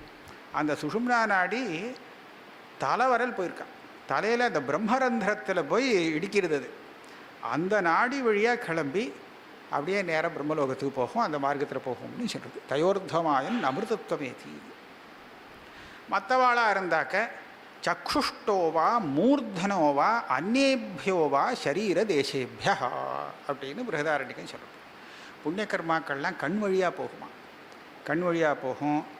இன்னும் மற்ற வழியாகும். கீழ்த்வாரம் வழியாக போகிறதுங்கிறது அது அவ்வளவு சிலாக்கியமாக சொல்லலை, அது வேறு தினசாக இருக்குது. ஆக இப்படியாக சரீரத்தில் இருக்கக்கூடிய ஓட்ட வழியாக ஒரே ஓட்ட வழியாக அத்தனையும் சேர்ந்து வெளியில் கிளம்பும். வெளியில் கிளம்புறதுக்கு உண்டான பிரயத்தனம் இருக்கே, அது ஜீவன் தானாக பண்ணுறதில்லை. இவனால் ஒன்றுமே பண்ண முடியாது. அப்போ தான் அந்த உதானம் இருக்கே, உதான வாயு, அதுக்கு உண்டான வேலை இது. இந்த சரீரத்தில், ஸ்தூல சரீரத்தில் இந்த இப்போ இதோட கிளம்ப வேண்டிய இந்த பிராணங்கள்லாம் இருக்குது. பிராணன், இந்திரியங்கள், இது எல்லாத்தையும் அதுகளுக்குன்னு ஒரு நியதமான ஸ்தானத்தை பண்ணி அந்தந்த ஸ்தானத்தில் அதை நன்னா சொருகி வச்சுருக்கார் சுவாமி. இப்போ கண்ணுனா இங்கே தான் இருக்கணும். கண்ணை கொண்டு இங்கே பார்த்தா அது வேலை செய்யாது. ஆக அதுகளுக்குன்னு அங்கே இடத்த பண்ணி சரீரத்தில் அங்கே அதை ஃபிட் பண்ணி வச்சுருக்கார்.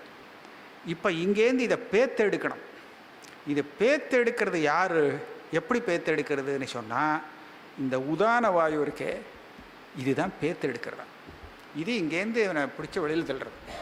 மற்ற எல்லா வாயுகளுக்கும் இப்போவே வேலை இருக்குது. பிராண, அபானம், வியானம், உதானம், சமானம் இல்லை, உதானத்தை விட்டுட்டு.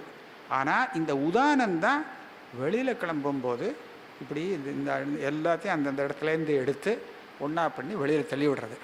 வெளியில் தள்ளி விட்டதுக்கப்புறம் எங்கே போகிறதுன்னு தெரியாது, இவனால் போக முடியாது.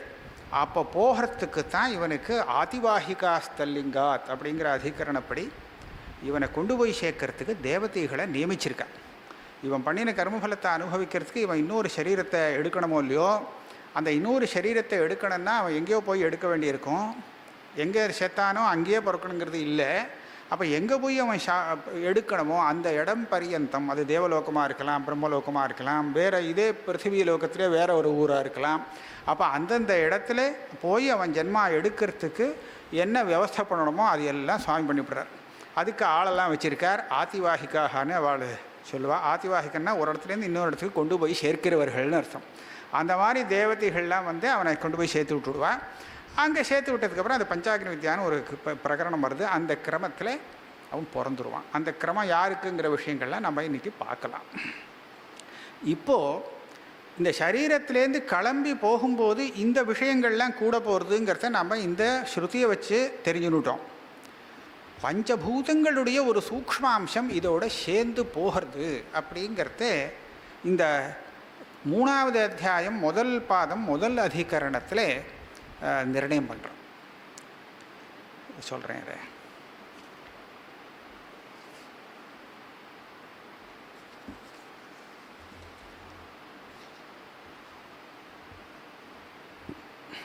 ஜீவஹா முக்கிய பிராண சச்சிவஹா, அவன் முக்கிய பிராணன்னு சொல்கிறது. முக்கிய பிராணனோடு சேர்ந்துருக்கான். சேந்திரியா, இந்திரியங்கள்லாம் சேர்ந்துருக்கு. மனஸ்கா, மனசு இருக்குது. வித்யா கர்ம பூர்வ பிரஜா பரிகிரகா, இதெல்லாம் அவனுக்கு கூட சேர்ந்துருக்கு.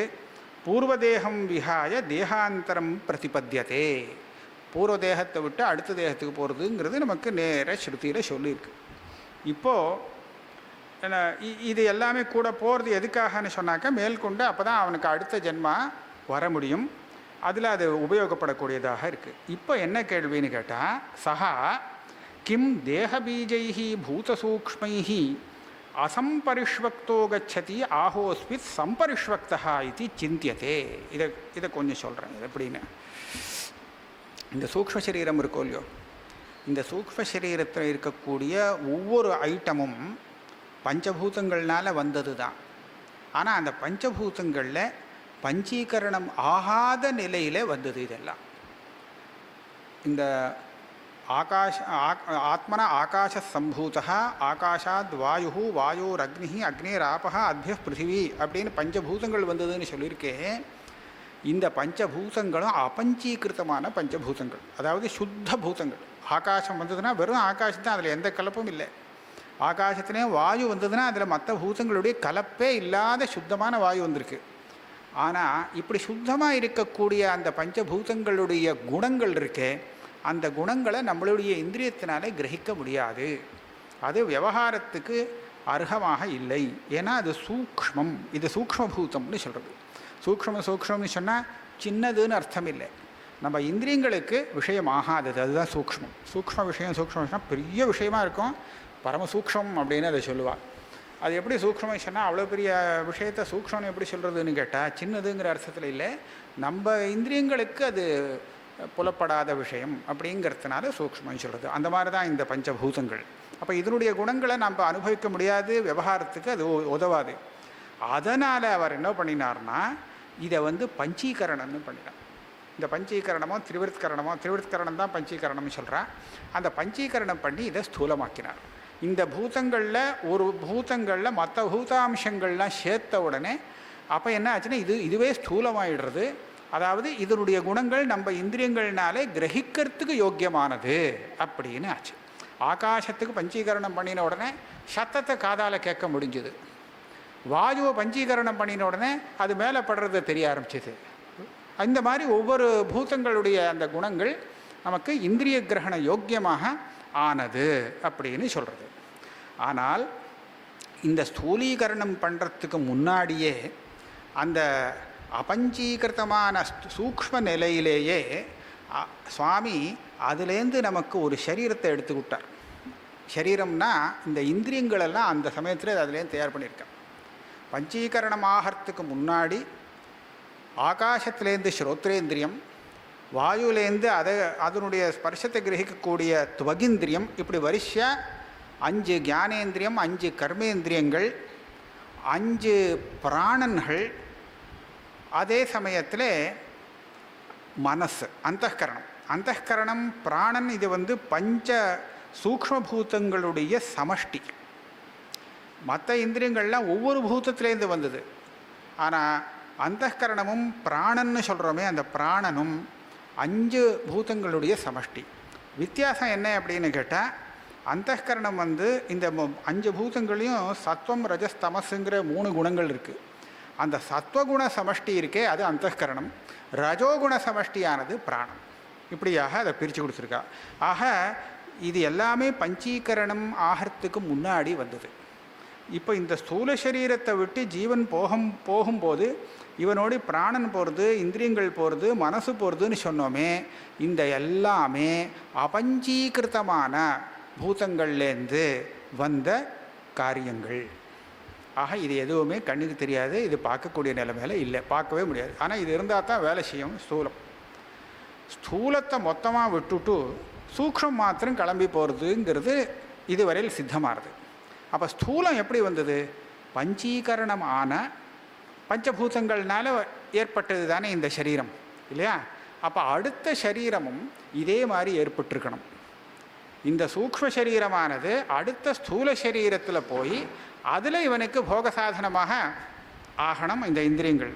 அப்போ அந்த அடுத்த சரீரம் ஏற்படுறதுக்கு காரணமான கொஞ்சம் அந்த பஞ்சீகிருத்த பூதங்களுடைய சூக்ஷ்ம அம்சத்தை இந்த ஜீவனானது இங்கேருந்து இந்த சரீரத்திலேருந்து கிளம்பி அடுத்த சரீரத்துக்கு போகும்போது கூட தூக்கிண்டு போகிறது, கொண்டு போகிறது அப்படிங்கிறத இந்த அதிகரணத்தில் நிரூபணம் பண்ணுறேன். நாம் பார்த்த பிருஹதாரண்யகத்தில் இது நேரடியாக இல்லை. அப்போ இதை எப்படின்னு விசாரிக்கிறேன். இதுதான் இந்த அதிகரணத்தில் நாம் பார்க்கக்கூடிய விஷயம். இப்போ இந்த சகிம் சஹா ஜீவா தேகபீஜை பூதசூக்ஷ்மை, தேகபீஜைனா வரப்போகிற தேகத்துக்கு உபாதான காரணமாக இருக்கக்கூடிய சூக்ஷ்மபூதங்களோடு அசம்பரிஷ்வக்தோ கச்சதி ஆஹோஸ்மித் சம்பரிஷ்வக்தா இது சிந்தியதே. அதுவும் கூட இவனோட சேர்ந்துன்னு போகிறதா, இல்லை அதை விட்டுட்டு இது பாட்டுக்கு இவன் ஜீவன் மாத்திரம் தனியாக போய்டுறதா அப்படின்னு சந்தேகம். பூர்வபக்ஷம் என்ன சொல்கிறான், இத்தனை தூரம் நம்ம ஸ்ருதியை பார்த்தோமோனோ எங்கேயான அந்த பூத சூக்ஷ்மத்தை பற்றி சொல்லியிருக்கா? சொல்லலை. மற்ற இந்திரியங்கள் பிராணன் மனசு எல்லாம் கூட போகிறதுன்னு சொல்லியிருக்கு. ஆனால் கூட ஒரு பஞ்ச மகாபூதங்களுடைய அம்சங்கள்லாம் கூட போகிறதுன்னு சொல்லவே இல்லை. அதனால் அது எதுக்காக சொல்லணும்? கரணோபாதானவத்து பூதோபாதானஸ்ய அஸ்ருதத்வா, ஸ்ருதியில் அது சொல்லலை, அதனால் அது போகலை, வரணும் தான் போகிறான். அப்போது ஒரு சின்ன சந்தேகம் வருது. இந்த பிருஹதாரண்யகத்தில் பார்க்குறச்சே ச ஏதாக தேஜோ மாத்திரா சமபியாத தானஹான்னு அங்கே ஒரு வாக்கியம் வருது. இவன் கிளம்புறதுக்கு முன்னாடி தேஜோ மாத்திரைகளை எடுத்துக்கொண்டு மேலே கிளம்புறான் அப்படின்னு சொல்கிறது. அப்போ தேஜோ மாத்திரானா என்ன? தேஜஸ்னா என்ன? பூதம் தானே. முன்னாடி சொன்னோமே மூணாவது பூதம். அது உபலக்ஷணமாக வச்சுட்டோன்னா இந்த பஞ்சபூதங்களுடைய அம்சத்தை கூட எடுத்துன்னு போகிறான் அப்படிங்கிறது இந்த வாக்கியத்துலேருந்து நமக்கு தெரிஞ்சதுன்னு வச்சுக்க முடியாதான்னு இப்போ ஒரு கேள்வி. அதுக்கு அவர் சொல்கிறார், இல்லைப்பா, அந்த தேஜோ மாத்திரா சப்தத்துக்கு பஞ்சபூதங்கள்னு அர்த்தம் இல்லை. அங்கே அதுக்கு மேலே சக்ஷுராதி இந்திரியங்களை பற்றி சொன்னதுனால அந்த இந்திரியங்களை தான் தேஜோ மாத்திராகான்னு சொல்லியிருக்கு. ஆக கூட இந்திரியங்கள் போகிறது அப்படிங்கிறத தான் இந்த சப்தத்தை வச்சுன்னு நாம் புரிஞ்சுக்க முடியுமே தவிர பஞ்சபூதங்களுடைய சூக்ஷ்ம பாகங்கள் கூட சேர்ந்து ஒட்டிண்டு போகிறதுங்கிறத சொல்ல முடியாது. இது பூர்வபக்ஷி சொன்னான்.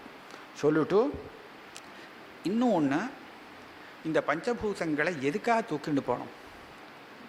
எங்கே இவனுடைய ஸ்தூல சரீரம் வரப்போகிறதோ அங்கே இல்லையா பஞ்சபூதங்கள்?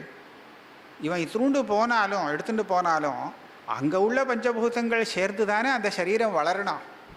அப்போ எங்கே போனாலும் அந்த பஞ்சபூதங்கள் இருக்கவே இருக்குது. இதை தூக்கிண்டு போகணுங்கிறது அவசியம் இல்லை. அங்கே எதை இங்கேருந்து தூக்கிண்டு போனோம் அப்படின்னு கேட்டால், எது அங்கே கிடைக்காதோ அதை இங்கேருந்து எடுத்துகிட்டு போனோம். இவனோடது அசாதாரணமாக எல்லா இடத்துலையும் இருக்கிற விஷயத்தை இவன் இங்கேருந்து தூக்கிட்டு போக அவசியம் இல்லை. அதனால் பஞ்சபூதங்கள் கூட போக வேண்டிய அவசியம் இல்லை அப்படின்னு பூர்வபக்ஷம். இந்த பூர்வபக்ஷத்துக்கு சித்தாந்தி என்ன சொல்கிறாருன்னா, ததந்தர பிரதிபத்தௌ ரம்ஹதி சம்பரிஷ்வக்தா பிரஷ்ன நிரூபணாபியாம்.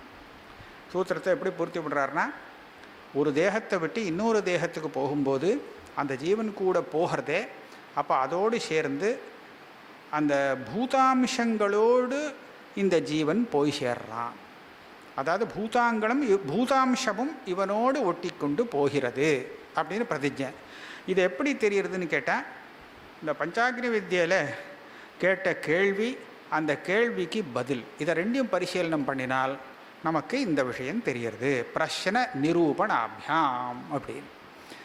இப்போ பஞ்சாக்னி வித்தியங்கிறது என்ன, அதில் என்ன கேள்வி, அந்த கேள்விக்கு என்ன பதில் சொன்னால், அந்த பதில் சொன்னதுலேருந்து பஞ்சபூதங்கள் இவனோடு கூட போகிறதுங்கிறது எப்படி தெரிகிறது? இவ்வளவும் நம்ம தனித்தனியாக விசாரித்து பார்த்தா தான் தெரியும். இல்லாட்டா கேட்டால் அவர் பதில் சொன்னார், அதனால் தெரிஞ்சு போச்சு பற்றியா அப்படின்னு சொன்னால் என்ன தெரிஞ்சது, என்ன கேட்டார்னு தெரியலையே அப்படின்னு கேட்டால் நம்ம முதல்ல பஞ்சாக்னி வித்தியை என்ன அப்படின்னு பார்க்கணும். பூரா பஞ்சாக்னியை பார்க்க போகிறதில்ல. இந்த ஸ்வேதகேத்துன்னு ஒருத்தர் வராரோ இல்லையோ உபனிஷத்தில், கௌதமருடைய புத்திரர், இவர் ஒரு ராஜா கிட்ட போய் மாட்டின்றார். ரொம்ப அகங்காரத்தோடு அந்த ஜெய்வலிங்கிற ஒரு ராஜா கிட்ட போன உடனே அந்த ராஜா இவரை குமாரா அப்படின்னு கூப்பிட்டு, என்னப்பா அப்பா கிட்டெல்லாம் நீ கற்றுட்டுருக்கியே, பாடங்கள்லாம் கற்றுட்டுருக்கியே, இது தெரியுமா உனக்கு? வேத்த யதித பிரஜா பிரயந்தி, பிரஜாக பிரயந்தி, இந்த மரணம் அடையக்கூடிய நல்ல பிரஜைகள் இருக்கே, எங்கே போய் சேர்றது தெரியுமா உனக்கு? அப்பா சொல்லி கொடுத்துருக்காரா? இல்லை தெரியாதுன்ட்டான். எப்படி திரும்பி வராருன்னு அது தெரியுமா? தெரியவே தெரியாதுன்ட்டான். இங்கேருந்து இத்தனை பேர் போகிறாளே, ஆனால் அந்த சொர்க்கலோகம் காலியாக கிடக்க, ஏன்னு தெரியுமா உனக்கு? ஏனாசவு லோகா ந சம்பூரியத்தே. அப்போ இதுலேயே உனக்கு தெரியுறது அந்த கேள்வி கேட்டதுலேருந்து, சொர்க்கத்தில் நிறைய இடம் பாக்கியே இருக்குது. இங்கே பூமியில் இங்கே ரொம்ப ஜாஸ்தியாக ஜனங்கள் ஜாஸ்தியாக இருக்குது, ஆனால் அங்கே காலியாக கிடக்குன்னு தெரியுறது. ஏன் காலியாக இருக்குதுன்னு தெரியுமா அப்படின்னு கேட்டார். தெரியல. வேத்த தேவயானஸ்ய பித்ரியானஸ்ய வியாவர்த்தனா, இந்த ரெண்டு மார்க்கம் சொல்கிறாளே, தேவயான மார்க்கம்னு ஒன்று சொல்கிறா, பித்ரியான மார்க்கம்னு சொல்கிறான். இது ரெண்டும் எங்கே பிரியறதுன்னு தெரியுமா உனக்கு? தெரியாது, ஒன்றும் தெரியாது. வேத்த யதா பஞ்சமியாமாகுத்து ஆப புருஷவச்சதோ பவந்தி. இந்த ஜலம் இருக்கு, ஆபகானா ஜலம், நான் வெறும் சப்தார்த்தத்தை வச்சுன்னு சொல்கிறேன். இந்த ஜலத்தை 5வது தடவாக ஆகுதியாக விடும்போது அது ஒரு புருஷாக்காரத்தில் வந்துடுறது. அது எப்படின்னு தெரியுமா உனக்கு அப்படின்னு. அந்த ஜலத்தை இங்கே விடுறா, ஒரு ஆகுதியாச்சு. அதே ஜலத்தை இன்னொரு அக்னியில் விட்டால் இன்னொரு 2வது ஆகுதி, அதுவே 3வது அக்னி, 4வது அக்னி, 5வது அக்னியில் அது ஆகுதியாக விழுந்து 6வதாக வரைச்ச ஒரு புருஷாக்காரத்தில் வருது. எப்படின்னு தெரியுமா உனக்கு? இதுதான் பஞ்சாக்னி வித்தியை. அதுக்கு உண்டான கேள்வி. ஒன்றுமே தெரியாதுன்ட்டான். ஒன்றுமே தெரியாதுன்னா நீ என்ன அப்பாட்ட படித்த அப்படின்னு சொன்ன உடனே கோச்சின்னு போயிட்டான் அந்த ஸ்வேதகேத்துன்னு. எங்கள் கதை, ஸ்வேதகேத்து கோச்சின்னு போனதுக்கப்புறம் அவள் அப்பாட்ட போய் எல்லாம் கேட்டிருக்கா. எல்லாம் சொல்லி கொடுத்தா சொல்கிறேன், ஒன்றும் தெரியல. அவன் அசத்து 5 கேள்வியை கேட்டான், ஒன்று கூட சொல்ல தெரியாது. அப்படி ரொம்ப அவமானமாக போச்சு.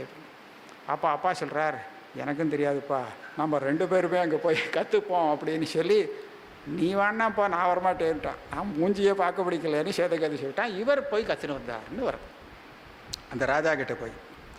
இப்போது இங்கே இந்த பஞ்சமியாமாகுதோ ஆப புருஷவச்சசோ பவந்தி அப்படின்னு அந்த 5வது பிரச்சனம் இருக்கோ இல்லையோ, இந்த பிரச்சனத்துக்கு பதில் சொல்லும் பிரச்சனத்துலேருந்தும் தெரியறது, இதுக்கு சொன்ன பதில்லேருந்தும் நமக்கு தெரியறது. இதை ரெண்டையும் பரிசீலனை பண்ணி பார்த்தா பஞ்சபூதங்களும் இவனோட சேர்ந்து போகிறதுங்கிறது தெரியறதுன்னு இவர் நிரூபணம் பண்ணுறார். எப்படின்னு பாருங்கள். பிரச்சனம் என்ன? ஆபஹா, ஆபஹானா ஜலந்தானே. இந்த ஆபஹா 5வது ஆகுதியில் ஒரு புருஷாக்காரமாக வருது. அப்படின்னா இந்த அப்புக்கு இந்த ஜலத்தை தானே ஒவ்வொரு அக்னிலையும் 5 தடவை ஆகுதி கொடுக்கணும். இதே ஜலத்தை, வெவ்வேறு ஜலம் இல்லை, இதே ஜலத்தை திருப்பி திருப்பி ஆகுதியாக கொடுத்து கடைசியில் இது வந்து புருஷாகாரத்தில் வரும். அதை எப்படி நிரூபணம் பண்ணியிருக்காருன்னு சொன்னால், இவன் கர்மானுஷ்ட ஸ்வர்க்கத்துக்கு போகிறவன் இருக்கானே, நான் அதனால தான் அவனை எடுத்துட்டேன். ஸ்வர்க்கத்துக்கு போகிறவன் அக்னிஹோத்திரம் பண்ணியிருக்கான், ரிஷபூர்ண மாதம் பண்ணியிருக்கான், எத்தனையோ ஸ்ரௌத கர்மாக்கள்லாம் அனுஷ்டானம் பண்ணியிருக்கான். இதுக்கு பலனாகத்தானே அவன் சொர்க்கத்துக்கு போகிறான். அப்போ இவன் அக்னிஹோத்திரத்தை எடுத்துப்போம் ஆகுதி, அதில் பயசு க்ஷீரத்தை தான் ஆகுதியாக விடுறான். அதில் ஜலம் பாகம் இருக்கா இல்லையா? இருக்குது. இப்போ இவன் ஆகுதி பண்ணுறது ஜலபாகத்தை, ஆபஹா. எந்த அக்னியில் ஆகுதி விடுறான் அப்படின்னு கேட்டால், நேர பிரத்யக்ஷமான அக்னி ஆகவனியத்தில், கார்கபத்தியத்தில் இதெல்லாம் ஆகுதியாக விடுறான். ஆனால் இந்த ஆகுதி இருக்கே, இப்போ விடக்கூடிய ஆகுதி, இந்த ஆகுதியானது நமக்கு என்னமோ கண்ணுக்கு தெரியறச்சே அதில் அந்த நெருப்பில் விழுந்து பொசுங்கி போய்டுறதுன்னு நினைக்கிறோம். ஆனால் இது பொசுங்கி போனதுக்கு அப்புறமா இந்த ஜலம் அப்படியே ஒரு பரிணாமத்தை எடுத்துகிட்டு இவனோட இருக்குது. தியூ பர்ஜன்ய பிருத்திவி புருஷ யோஷித், தியூ பர்ஜன்ய பிருத்திவி புருஷ யோஷித்னு 5 அக்னிகள், கல்பனை பண்ணின அக்னிகள். இவன் இங்கேருந்து இந்த சரீரத்தை விட்டு போகும்போது இவனுக்கு தூமாதி மார்க்கம்னு இருக்குது.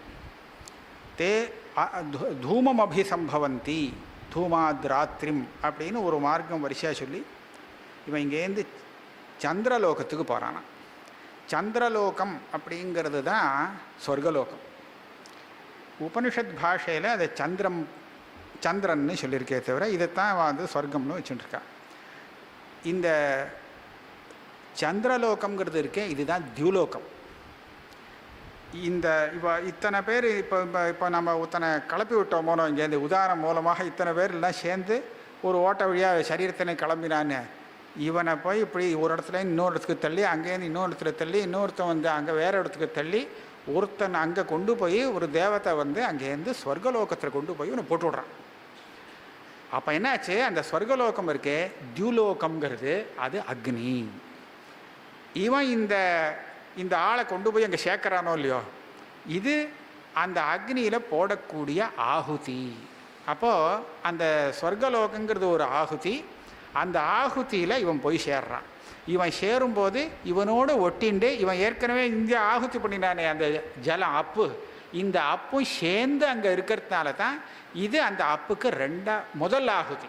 இந்த ஆகுதியை விட்டுடுவோம், கணக்கில் வேண்டாம். அந்த ஆகுதி முதல் ஆகுதியாச்சு. ஒரு ஆகுதி ஆகிடுத்தா.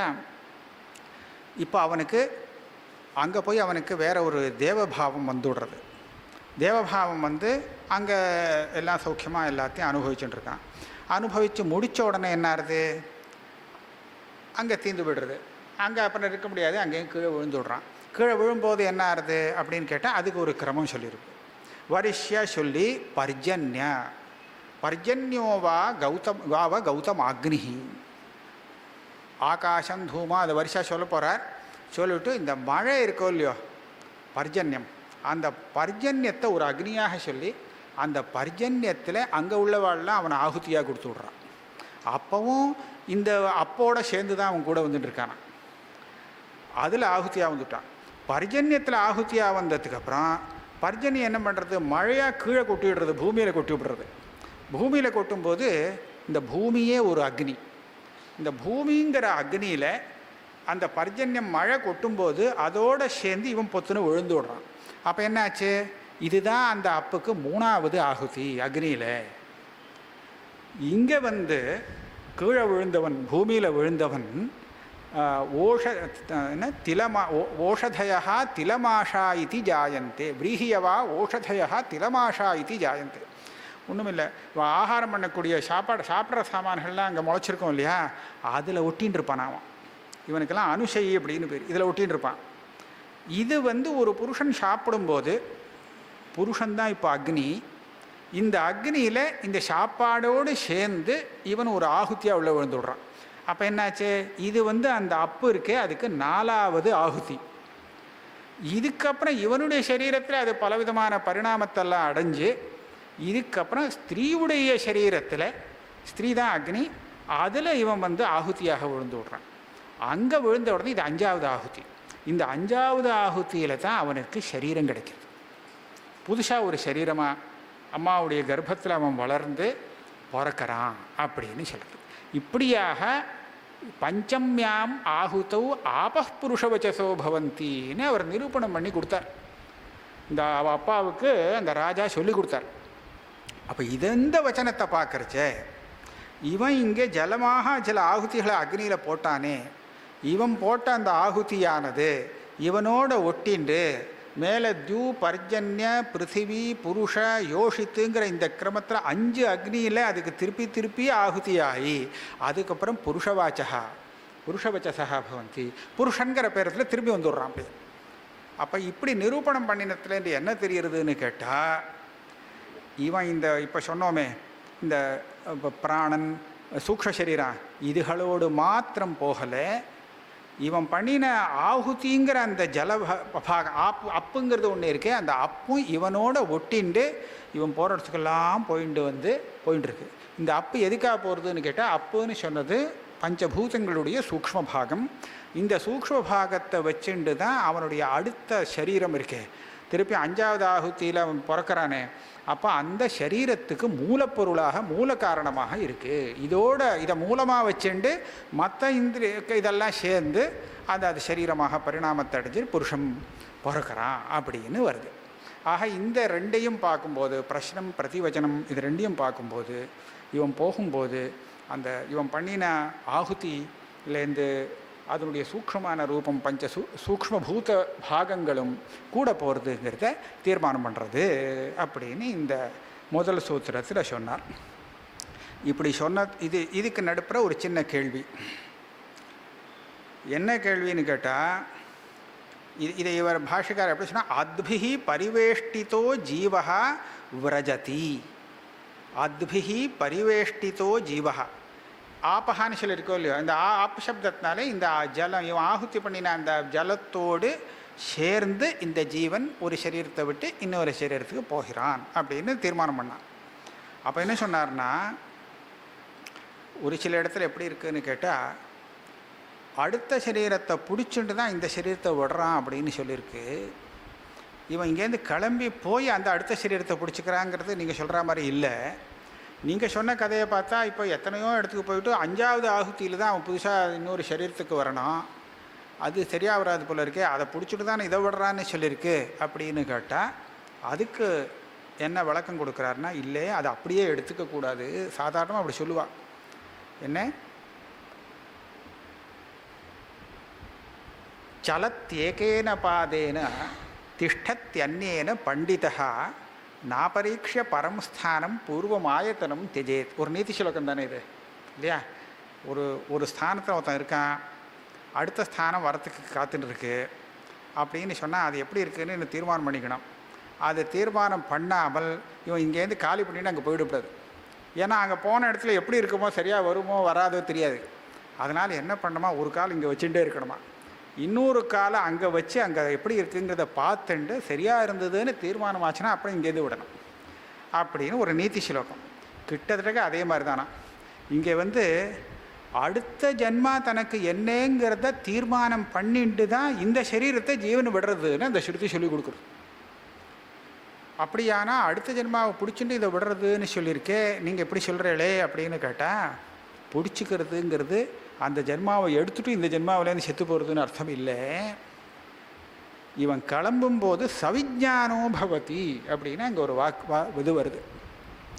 லௌகிக விஜானங்கள்லாம் போயிடுத்தோம், வாக்கு வேலை செய்யலை, மனசு வேலை செய்யலை, ஒன்றும் வேலை செய்யலை. இப்போ கிளம்புற அந்த நிலையில் என்ன, ஹிருதயஸ்யாக்ரம் பிரத்யோததே. இவன் கிளம்புற சமயத்தில் இவனுடைய ஹிருதயத்தில் மனசில் சடார்னு ஒரு வெளிச்சம் வருது. அந்த வெளிச்சம்னா என்னென்னா ஞான பிரகாசம். அந்த ஞான பிரகாசம் என்ன சொல்கிறதுன்னு கேட்டால், தேன பிரத்யோதேன ஏஷ ஆத்மா நிஷ்கிராமதி அப்படின்னு இவர் சொல்கிறது. அந்த வெளிச்சத்தில் தான் இது கிளம்பி போகிறது. அது என்ன வெளிச்சம் அப்படின்னு கேட்டால், இனிமேல் எடுக்கக்கூடிய இப்போ பண்ணின இவனுடைய கர்மஃபலமாக வரக்கூடிய சரீரம் என்னங்கிறது இவனுக்கு தெரிஞ்சு போய்டுறது. இதுதான் அடுத்த சரீரம் என்னன்னு தெரிஞ்சுட்டு இவன் எழுதப்படுறான்.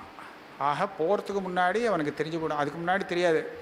ஆனால் கரெக்டாக இந்த சரீரத்தை விடுறதுக்கு முன்னாடி அடுத்த சரீரம் என்னங்கிறது தெரிஞ்சுண்டு அதுக்கப்புறம் தான் ஜீவன் கிளம்புறது அப்படிங்கிறது சொல்கிறது. இப்போ இதான் பிடிச்சிக்கிறதுங்கிறது. அடுத்த சரீரத்தை பிடிச்சின்னு இதை விடுறதுங்கிறது அந்த ஜென்மா வந்ததுக்கப்புறம் இந்த சரீரத்தை செத்து போகிறதுன்னு இல்லை, தெரிஞ்சுன்றது. பாவனா தீர்க்கீமா பாவ மாத்திரம் அப்படின்னு வியாக்கியானம் பண்ணியிருக்கா. இதுலேருந்து மற்ற தரிசனக்காரெல்லாம் பலவிதமான கல்பனைகள் பண்ணியிருக்காளே, அது எல்லாம் ஒன்றும் சரியில்லைங்கிறது தீர்மானமாகுது. என்னன்னு கேட்டால், சில பேர் என்ன சொல்கிறான்னா, சாங்கியாலாம் என்ன சொல்கிறா, இந்த இந்திரியங்கள் எல்லாத்தையும் அவள் வியாபகமாக கல்பனை பண்ணியிருக்கா. அவள் ஸ்ருதியை வச்சுண்டு தன்னுடைய பிரக்கிரியை கொண்டு போகலை. அவள் ஒரு தனுசாக பிரக்கிரியை கொண்டு வந்துட்டு அதுக்கு தகுந்தாப்பில் ஸ்ருதியை நம்ம யோஜனை பண்ணிக்கலாம் அப்படின்னு ஒரு இதில் இருக்கா. அதனால் அவள் என்ன பண்ணான்னா, இந்த இந்திரியங்கள் எல்லாத்தையும் வியாபகமாக சொல்லிட்டா. வியாபகமாக இருக்கும்போது நம்ம கண்ணு காது மூக்கு இந்த இந்திரியங்கள் எல்லாமே எல்லா இடத்துலையும் ஆகாசம் போல் வியாபகமாக இருக்குது. ஆனால் வேலை செய்கிறது ஒரு குறிப்பிட்ட இடத்துல தான் வேலை செய்யும். எல்லா இடத்துலையும் நம்ம கண் இருக்குது, ஆனால் வேலை செய்கிறது ஒரு குறிப்பிட்ட இடத்துல. காது எல்லா இடத்துலையும் இருக்குது, ஆனால் ஒரு குறிப்பிட்ட இடத்துல தான் அது காரியம் பண்ணும் அப்படின்னு வச்சுட்டு இருக்கா. விற்பி லாபகான்னு அதுக்கு பேர். இப்போ அந்த விதத்தில் இவன் எங்கே ஜென்மா எடுக்க போகிறானோ அங்கேயே இவனுடைய இந்திரியங்கள்லாம் இருக்குது. வியாபகம்னு சொன்னால் அது இல்லாத இடம் இல்லை, அப்போ எல்லா இடத்துலையும் அது இருக்குது. ஆனால் இவன் அங்கே ஸ்தூல சரீரத்தில் இப்போ 5வது ஆகுதியில் அவன் ஒரு குழந்தையாக பிறந்தான் இல்லையா, அப்படி பிறக்கும்போது அந்த சரீரத்துக்குள்ளே அதனுடைய வேலையை ஆரம்பிக்கிறது. இதுதான் இப்படி சாங்கியால் சொல்லக்கூடிய கல்பனை. ஆக இவன் கூட போகிறதுன்னு சொல்லலை அவன். அதே மாதிரி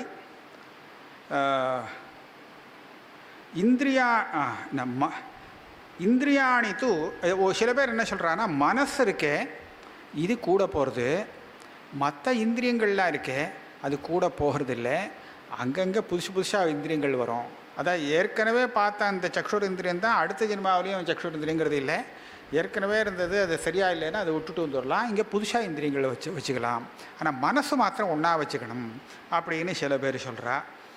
ஜீவனே இங்கேருந்து கிளம்பி ஒரு பட்சி ஒரு கூட்டை விட்டு இன்னொரு கூட்டில் போகிற மாதிரி கிளம்பி போகிறதுன்னு சில பேர் சொல்கிறா. இப்படி பலவிதமான கல்பனைகள் பண்ணியிருக்காளாம். அது இந்த ஸ்ருதிக்கு விருத்தமாக இருக்கிறதுனால அது ஏற்கக்கூடியதாக இல்லை அப்படின்னு முதல்ல சொல்லிட்டோம். இதுக்கப்புறம் அடுத்த கேள்வி, நம்ம என்ன சொன்னோம்? பஞ்சபூதங்களுடைய சூக்ஷ்மாம்சம் அப்படின்னு தானே சொன்னோம். ஆனால் இந்த பிரஷ்ன பிரதிபச்சன வாக்கியத்தை பார்க்கும்போதில் ஆபகாங்கிற பதம் தான் அங்கே தெரிகிறது. ஆபகாங்கிற பதத்துக்கு ஜலம்னு தான் அர்த்தம். ஜலம் கூட போகிறது அப்படிங்கிறத இந்த பிரஷ்ன பிரதிவச்சனங்களை வச்சுன்னு தீர்மானம் பண்ணலாம். பஞ்சபூதங்களுடைய அம்சம்னு நீ என்னமா தீர்மானம் பண்ண முடியும்? அது எப்படி இதுலேருந்து கிடைக்கிறதுன்னு அடுத்த கேள்வி. அந்த கேள்விக்கு பதில் சொல்கிறது திரியாத்மகத்வாத்து பூயஸ்துவா அப்படின்னு அடுத்த சூத்திரம்.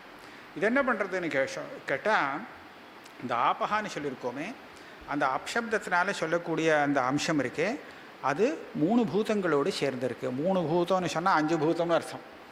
அந்த சாந்தோக்கியத்தில் 3 பூதத்தை சிருஷ்டி சொல்லி திருவத்கரணம் சொல்லியிருக்கு, அதனால் 3 பூதம்னு சொல்கிறது. இதே பஞ்சபூதங்களை சிருஷ்டி சொன்னால் அப்போ பஞ்சீகரணம்னு சொல்கிறது. அதனால் இது ரெண்டும் ஒரு நியாயம் சமானமாக இருக்குதுன்னு பாஷ்யக்காரால் எழுதியிருக்கா. அப்போ அந்த விதத்தில் இந்த அப்பு கூட போகிறது அப்படின்னு சொல்லியிருக்கே, அந்த அப்பு சூக்ஷ்மமாக தானே போகிறது. அப்படி போகும்போது அதோடு சேர்ந்து மற்ற சூக்ஷ்மபூதங்களும் இருக்குது. இதை எப்படி நீங்கள் கண்டுபிடிக்கிறீர்கள்? ஆபகாங்கிற சப்தம் தான் இருக்குது, இதை வச்சுட்டு நீங்கள் இத்தனை மற்ற பூதங்களும் கூட இருக்குங்கிறத எப்படி கண்டுபிடிக்கிறீர்கள் அப்படின்னு கேட்டால், அதுக்கு பதில் என்னென்னா, இது எதுக்காக தூக்கிண்டு போகிறானோ இந்த பூதத்தை, அதனுடைய காரியம் எப்படி இருக்குங்கிறத பாருங்க. இந்த பூதத்தை வச்சுட்டு கடைசியில் அவன் இன்னொரு சரீரத்தை எடுக்கிறானே, அந்த சரீரத்தில் பஞ்சபூதங்களுடைய காரியம் இருக்கா இல்லையா? இருக்குது. அப்போ ஆபகான்னு சொன்னது உபலக்ஷணம், பஞ்சபூதங்களுக்கு உபலக்ஷணமாக வச்சுக்க வேண்டியது. அப்போ ஏன் ஆபகான்னு சொல்கிறது? பஞ்சபூதங்களும் கூட போகிறதுனா பிருத்திவி அப்படின்னு சொல்லியிருக்கலாமோ இல்லையோ? ஏன் ஆப புருஷ வச்சதோ பவந்தின்னு சொல்லணும்? முதல்ல சொன்ன பிருத்திவி புருஷ வாக் பவதி அப்படின்னு சொல்லப்படாதா அப்படின்னு கேட்டால், இல்லை, இந்த சரீரத்தில் வரக்கூடிய சரீரத்தில் ஜலபாக ஆதிக்கியம் இருக்குது, அதனால் எது அதிகமாக இருக்கோ அந்த சப்தத்தை பிரயோகம் பண்ணியிருக்கு அப்படின்னு சொன்னார். மறுபடியும் இப்படிலாம் சொல்லி கடைசியில் ஆபகாங்கிறது பஞ்சபூதத்துக்கும் உபலக்ஷணம், வெறும் ஜலம் மாத்திரம் இல்லைன்னு. இன்னொன்று யுக்தி சொன்னார் பிராணகதேஷ்டங்கிற இந்த சூத்திரத்தில். அது என்ன சொல்கிறாருன்னா, இந்த இந்திரியங்கள்லாம் இருக்கே, சூக்ஷ்ம இந்திரியங்கள், இது ஒரு ஆசிரியம் இல்லாமல் ஒரு இடத்த விட்டு இன்னொரு இடத்துக்கு நகராது அப்படின்னு. ஆசிரியம் இல்லாமல் நகராது. கண், காது, மூக்கு இதெல்லாம் தான் இருக்கிற இடத்துல இருந்துட்டு வேலை செய்கிறது. இடத்துலேருந்து நகர்ந்து கொஞ்சம் அண்ணண்ட போயிட்டு வருதுங்கிறது எங்கேயாவது பார்க்குறோமா அப்படின்னு கேட்டால் இல்லை, பார்க்கல, இதுவரை பார்த்ததில்லை. அதாவது ஆசிரியம் நகரலை, இது மாத்திரம் நடந்து போயிட்டு வருது, சஞ்சாரம் பண்ணிட்டு வருதுங்கிறது பார்க்கல. ஆசிரியத்தோடு போகலாம். இப்போ நான் இங்கேருந்து அடுத்த ஊருக்கு போயிட்டேன்னு சொன்னால் என்னோடய இந்திரியங்கள்லாம் இங்கேயே நின்று போயிடுங்கிறது இல்லை, அது கூடவே என்னோடய சரீரத்தோடு சேர்ந்து வந்துடும். அப்போது அதுக்கு என்ன ஆசிரியமோ ஆசிரியத்தோடு சேர்ந்து இந்திரியங்கள் போகிறது வருது. ஆனால் ஆசிரியத்தை விட்டுட்டு தனியாக இந்திரியங்கள் மாத்திரம் ஒரு இடத்துக்கு போயிட்டு சஞ்சாரம் பண்ணிட்டு வருதுங்கிறது கிடையாது அப்படிங்கிறது ஒன்று இருக்குது. அப்போ அந்த விதத்தில் பார்க்குறச்ச அதுக்கு ஆசிரியமாக இந்த பூதங்கள் போகணுங்கிறத அனுமானத்தினாலையும் சொல்லணும். பஞ்சபூதங்களுடைய அம்சம் இருக்கே, இந்த ஸ்தூல சரீரத்தை இப்போ எடுத்துன்னு போக முடியாது, ஆச்சரியமாக இருந்த ஸ்தூல சரீரத்தை. அதனால் இந்த ஸ்தூல சரீரத்தை விட்டு கிளம்பி இன்னொரு ஸ்தூல சரீரத்துக்கு போகும்போது அந்த இந்திரியங்கள் போகணும்னு சொன்னால் அதுக்கு ஆதாரமாக ஒரு பஞ்சபூதங்களுடைய அம்சங்கள் தேவைப்படுறது. அதை ஆசிரியச்சுண்டு தான் அது போகணுங்கிறது பிராணகதேஷ்டன்னு சொன்னோம். அதுக்கப்புறம் ஒரு யுக்தி சொன்னார், பஞ்சபூதங்களாவது அங்கே போகிறதாவது இதெல்லாம் போக முடியாது, பஞ்சபூதங்கள் போனாலும் பரவாயில்ல, இந்திரியங்கள் போகிறதுன்னு சொல்லவே முடியாது. ஏன்னா அக்னியாதி கதி ஸ்ருதே இது சே ந பாக்தத்வா. இங்கே ஒரு நல்ல முக்கியமான விஷயம் சொல்கிறார். இவன் செத்து போகும்போது என்ன சொல்லியிருக்குன்னா, எத்ராஸ்ய புருஷஸ்ய மிருதஸ்ய அக்னிம் வா கப்பேதி வாதம் பிராணஹா மனச்சந்திரம் சக்ஷுராதித்யம் இப்படின்னு வரிசையாக ஒவ்வொரு இந்திரியங்களும் ஒவ்வொரு தேவத்தையில் லயமாயிடுறதுன்னு சொல்லியிருக்கு. இது எங்கே கூட போக முடியும் அப்படின்னு கேட்டேன். இதுக்கு நான் நேற்றுக்கே சொல்லிட்டேன், அந்த லயங்கிறது உண்மையாக ஸ்வரூப லயம் இல்லை அப்படிங்கிறது பிரசங்காத்து நேற்றுக்கு சொல்லப்பட்டது. இந்த லயங்கிறது அந்த தேவத்தையானது அந்த இந்திரியங்களுக்கு செய்யக்கூடிய உபகாரத்தை நிறுத்துறது இருக்க, இதுதான் அந்த இந்திரியத்துக்கு அதில் லயம்னு சொல்லப்பட்டு கவுனமாக சொல்லப்பட்டிருக்கே தவிர இது அப்படியே லயமாகிறதுங்கிறது இல்லை. அது எப்படி நீங்கள் கண்டுபிடிக்கிறீர்கள் அப்படின்னு கேட்டால், அப்படி சொல்லும்போது ஓஷதீர் லோமானி வனஸ்பதியின் கேஷாகான்னு அந்த இடத்துல வரிசையாக வருது. இவன் சரீரத்தில் இருக்கக்கூடிய லோமங்கள்லாம் ஓஷதிகள் இருக்கே அதில் லயிச்சு போய்டுறது. கேசங்கள்லாம் வனஸ்பதிகளில் லயிக்கிறதுன்னு இருக்குது. அப்படி யாருதோ இந்த கேசமும் லோமாவும் இவனுடைய சரீரத்திலேருந்து கிளம்பி அங்கே ஓஷதி வனஸ்பதிகளெல்லாம் போய் லயத்தை அடையிறதுன்னு யாராவது பார்க்க முடியுமோ? பார்க்கவே முடியாது. இது ஒரு கவுனமான இது. அந்த கேசலோமங்கள்லாம் வளர்கிறதுக்கு இதுகளுடைய உபகாரம் தேவை, ஓஷதி வனஸ்பதிகளுடைய உபகாரம் தேவை. இனிமேல் அது உபகாரம் பண்ண முடியாது செத்த சரீரத்தில். அதனால் இனிமேல் கேசம் வளராது, லோமம் வளராது அப்படிங்கிறதுக்காக இது லயமாயிருக்குன்னு பாக்தன்னா கவுனமாக சொல்லியிருக்கோ இல்லையோ. இதே மாதிரி தான் இந்த சக்ஷுராதி இந்திரியங்கள்லாம் இனிமேல் இவனுக்கு வேலை செய்யாது. ஏன்னா அதுகளுக்கு வேலை செய்யறதுக்கு உபகாரம் பண்ணிகிட்டு இருந்த தேவதைகள்லாம் அந்த உபகாரத்தை நிறுத்தியாச்சு. ஆக அந்த தேவதையில் இதெல்லாம் லயமானது அப்படின்னு சொல்லக்கூடிய வாக்கியம் இருக்கே, இது ஒரு கவுனமான பிரயோகம், இது நிஜமான லயம் இல்லை, பாக்தத்வா. ஆக இந்த இந்திரியங்கள்லாம் இவனோட கூட போகலாம் அப்படிங்கிறது ஆச்சு. இதுக்கு அடுத்தது சொல்கிறார். இதுலேயே இந்த வாக்கியத்திலே இன்னும் கொஞ்சம் விசாரிக்க வேண்டிய அவசியம் இருக்குது. அந்த பஞ்சாக்னி வித்தியில் கேள்வி கேட்கும்போது 5வது ஆகுதியில் இந்த அப்பானது ஒரு புருஷ ஆகாரத்தை எடுத்துக்கிறது அப்படின்னு சொல்லியிருக்கு. ஆனால் அந்த 5வது ஆகுதி கணக்கு சரியாக வரல. ஏன்னு கேட்டால் பிரதமே அஸ்ரவணா அத்திது. இங்கே என்ன சொல்லியிருக்குன்னா, இங்கேருந்து ஸ்வர்கலோகத்துக்கு போகும்போது இவன் தூமாதி மார்க்கத்தில் கொண்டு போய் இங்கே ஜுலோகாக்னியில் போடும்போது தஸ்மின் ஏதஸ்மின் அக்னவு தேவாக ஸ்ரத்தாஞ்சுஹ்வத்தின்னு பதம் இருக்குது. எப்படி வாக்கியார்த்தத்தை விசாரம் பண்ணுறா பாருங்க. ஸ்ரத்தாம் ஜுஹ்வதி என்ன பண்ணினா, இந்த தேவதைகள்லாம் இங்கேருந்து இவனை கொண்டு போனாலா, கொண்டு போய் துலோகங்கிற அந்த சொர்க்கலோகங்கிற அக்னியில் ஆகுதியாக ஸ்ரத்தையை போட்டான்னு இருக்கு, ஜலத்தை போட்டான்னு சொல்ல. அப்போ ஸ்ரத்தையை தானே முதல் ஆகுதியில் கொடுத்துருக்கா, ஜலத்தை சொல்லலையே. ஸ்ரத்தாஞ்சுஹ்வத்தின்னு தானே இருக்குது. அதுக்கு மேலே சோம்ராஜானம் ஜுஹ்வதிங்கிறதுல அதில் சொல்லலாம். ஏன்னா சோமரசங்கிறது ஜலமாக இருக்குது, அதனால் ஜலம் இருக்குது.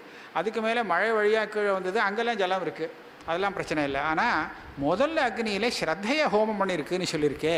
நீங்கள் அது முதல்ல ஆகுதியில் இல்லைன்னா 5வது ஆகுத்தின்னு எப்படி கணக்கில் சரியாக வரும்னு கேள்வி. பதில் என்ன சொல்கிறாருன்னா, தா ஏவஹி உபபத்தே. ஸ்ரத்தான்னு இங்கே சொல்லப்பட்டது இந்த அப்போ தான் சொல்லியிருக்கு. ஸ்ரத்தாங்கிறது ஸ்ரத்தையை விடுத்து பிடுங்கி அதில் ஹோமம் பண்ணாரு அர்த்தம் இல்லை. இந்த அப்புக்கு எந்த அப்பு இங்கே கூட போயிருக்கோ இதெல்லாம் ஸ்ரத்தை. ஏன்னா இது ஸ்ரத்தையோடு செஞ்ச கர்ம பலம். இது அஸ்ரத்தையா ஹுதம் தத்தம் ஹுதம் தப்தம் என்ன மாறுறதோ, அஸ்ரத்தையா ஹுதம் தத்தம் தபஸ்தப்தம் கிருத்தஞ்சயத் அசதித்யுச்சதே பார்த்த நச்ச தத் பிரேத்திய நோஹிஹ. ஸ்ரத்த இல்லாமல் இந்த ஹோமம் பண்ணுறதோ ஜபம் பண்ணுறதோ தபஸ் பண்ணுறதோ எதுவுமே உபயோகம் இல்லை. அதுக்கு அசத்துன்னு பேர். இகலோகத்துலேயும் உபயோகப்படாது, பரலோகத்துலேயும் உபயோகப்படாது. ஸ்ரத்தையோடு பண்ணியிருக்கணும் இல்லையா. அப்போ ஸ்ரத்தையோடு பண்ணின ஆகுதியாக இருக்கிறதுனால ஸ்ரத்தா சப்தத்தினால இந்த ஆகுதியை சொல்லியிருக்கு அப்படின்னு சொல்லி, இந்த ஸ்ரத்தாங்கிற சப்தத்தினால இந்த ஜலத்தை தான் எடுத்துக்கணும், ஆப்பகாங்கிறத எடுத்துக்கணும் அப்படின்னு சமாதானம் சொல்லிட்டார். ஆக இந்த விதமாக அதுக்கப்புறம் இன்னொரு கேள்வினா, ஸ்ரத்தாஞ்சுஹ்வத்தின்னு சொல்லியிருக்கு, ஜீவன் கூட போகிறதா சொல்லலையே. முதல்ல எப்படி இந்திரியம் போக முடியாதே, இந்திரியத்துக்கு வேறு லயம் சொல்லியிருக்கே, அது போகிறதுன்னு எப்படி சொல்கிறதுன்னு கேட்டால், இல்லை அது பாக்தம், லயம் இல்லை. முதல் அக்னியில் ஸ்ரத்தைன்னு சொல்லியிருக்கு, ஆபகாங்கிறது இல்லையேன்னா, இல்லை ஸ்ரத்தான்னு சொன்னாலும் ஆபகான்னு தான் அர்த்தம் வச்சுக்கணும். இதெல்லாம் போகிறது, ஆனால் ஜீவன் போகிறது சொல்லவே இல்லையேன்னு அடுத்த கேள்வி. ஆஸ்ருதத்வாதிதி சேத். அப்போ சொன்னான்னா இஷ்டாதிகாரினாம் பிரதீதேகே. இல்லை இந்த ஜீவன் போகிறாங்கிறது தெரியுறது. ஏன்னா அங்கே போய் அந்த சரீரம் உற்பத்தி ஆனதுக்கப்புறம் அங்கே என்ன சொல்லியிருக்குன்னு கேட்டால், அங்கே உள்ள தேவதைகள்லாம் இவனை தனக்கும் உபயோகப்படுத்திக்கிறா, அதே சமயத்தில் இவனுக்கும் போகத்தை கொடுக்குறான்னு சொல்லியிருக்கு.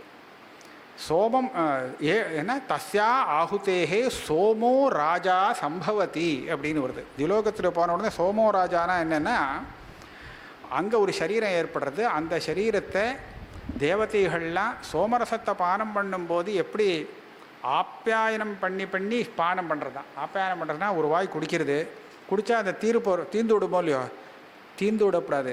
அதில் மறுபடியும் இன்னும் கொஞ்சம் ஜலத்தை விட்டு அதை பூர்த்தி பண்ணி விடணும். திருப்பி திருப்பி அதை விருத்தி பண்ணி பண்ணி குறைக்கணும். இது ஒரு ஆச்சரியமான உபமானம் கொடுத்துருக்கு. அங்கே போனவாளுக்கு, இந்த சொர்க்கலோகத்துக்கு போனவாளுக்கு அங்கே வெறும் சௌக்கியமாக இருந்துட்டு சௌக்கியத்தை மாத்திரம் அனுபவிச்சுட்டு இருக்க முடியாது. அங்கே உள்ள சில பேர் இருக்காளே, அவளுக்கு அவள் கிங்கராளாக இருந்துட்டு கைங்கரியம் பண்ணிகிட்டு இருக்கணும், வேலை செய்யணும். ஆக அவள் மூலமாக சில தனக்கு வேலையை சாதிச்சுட்டு அவளுக்கும் வேண்டிய உபபோகத்தை கொடுத்துட்டு அப்படி தான் இருப்பாள் அப்படிங்கிறத சொல்கிறது. ஆக ஜீவன் போகிறான், கூட லிங்க சரீரம் போகிறது, பூர்வ பிரஜாத்தம் வித்யாகர்மே சமன்வாரபேத்தே, கொஞ்சம் பூதாம்சங்களும் போகிறது அப்படிங்கிறத இங்கே தீர்மானம் பண்ணினா இதோட வச்சுப்போம் இன்றைக்கி.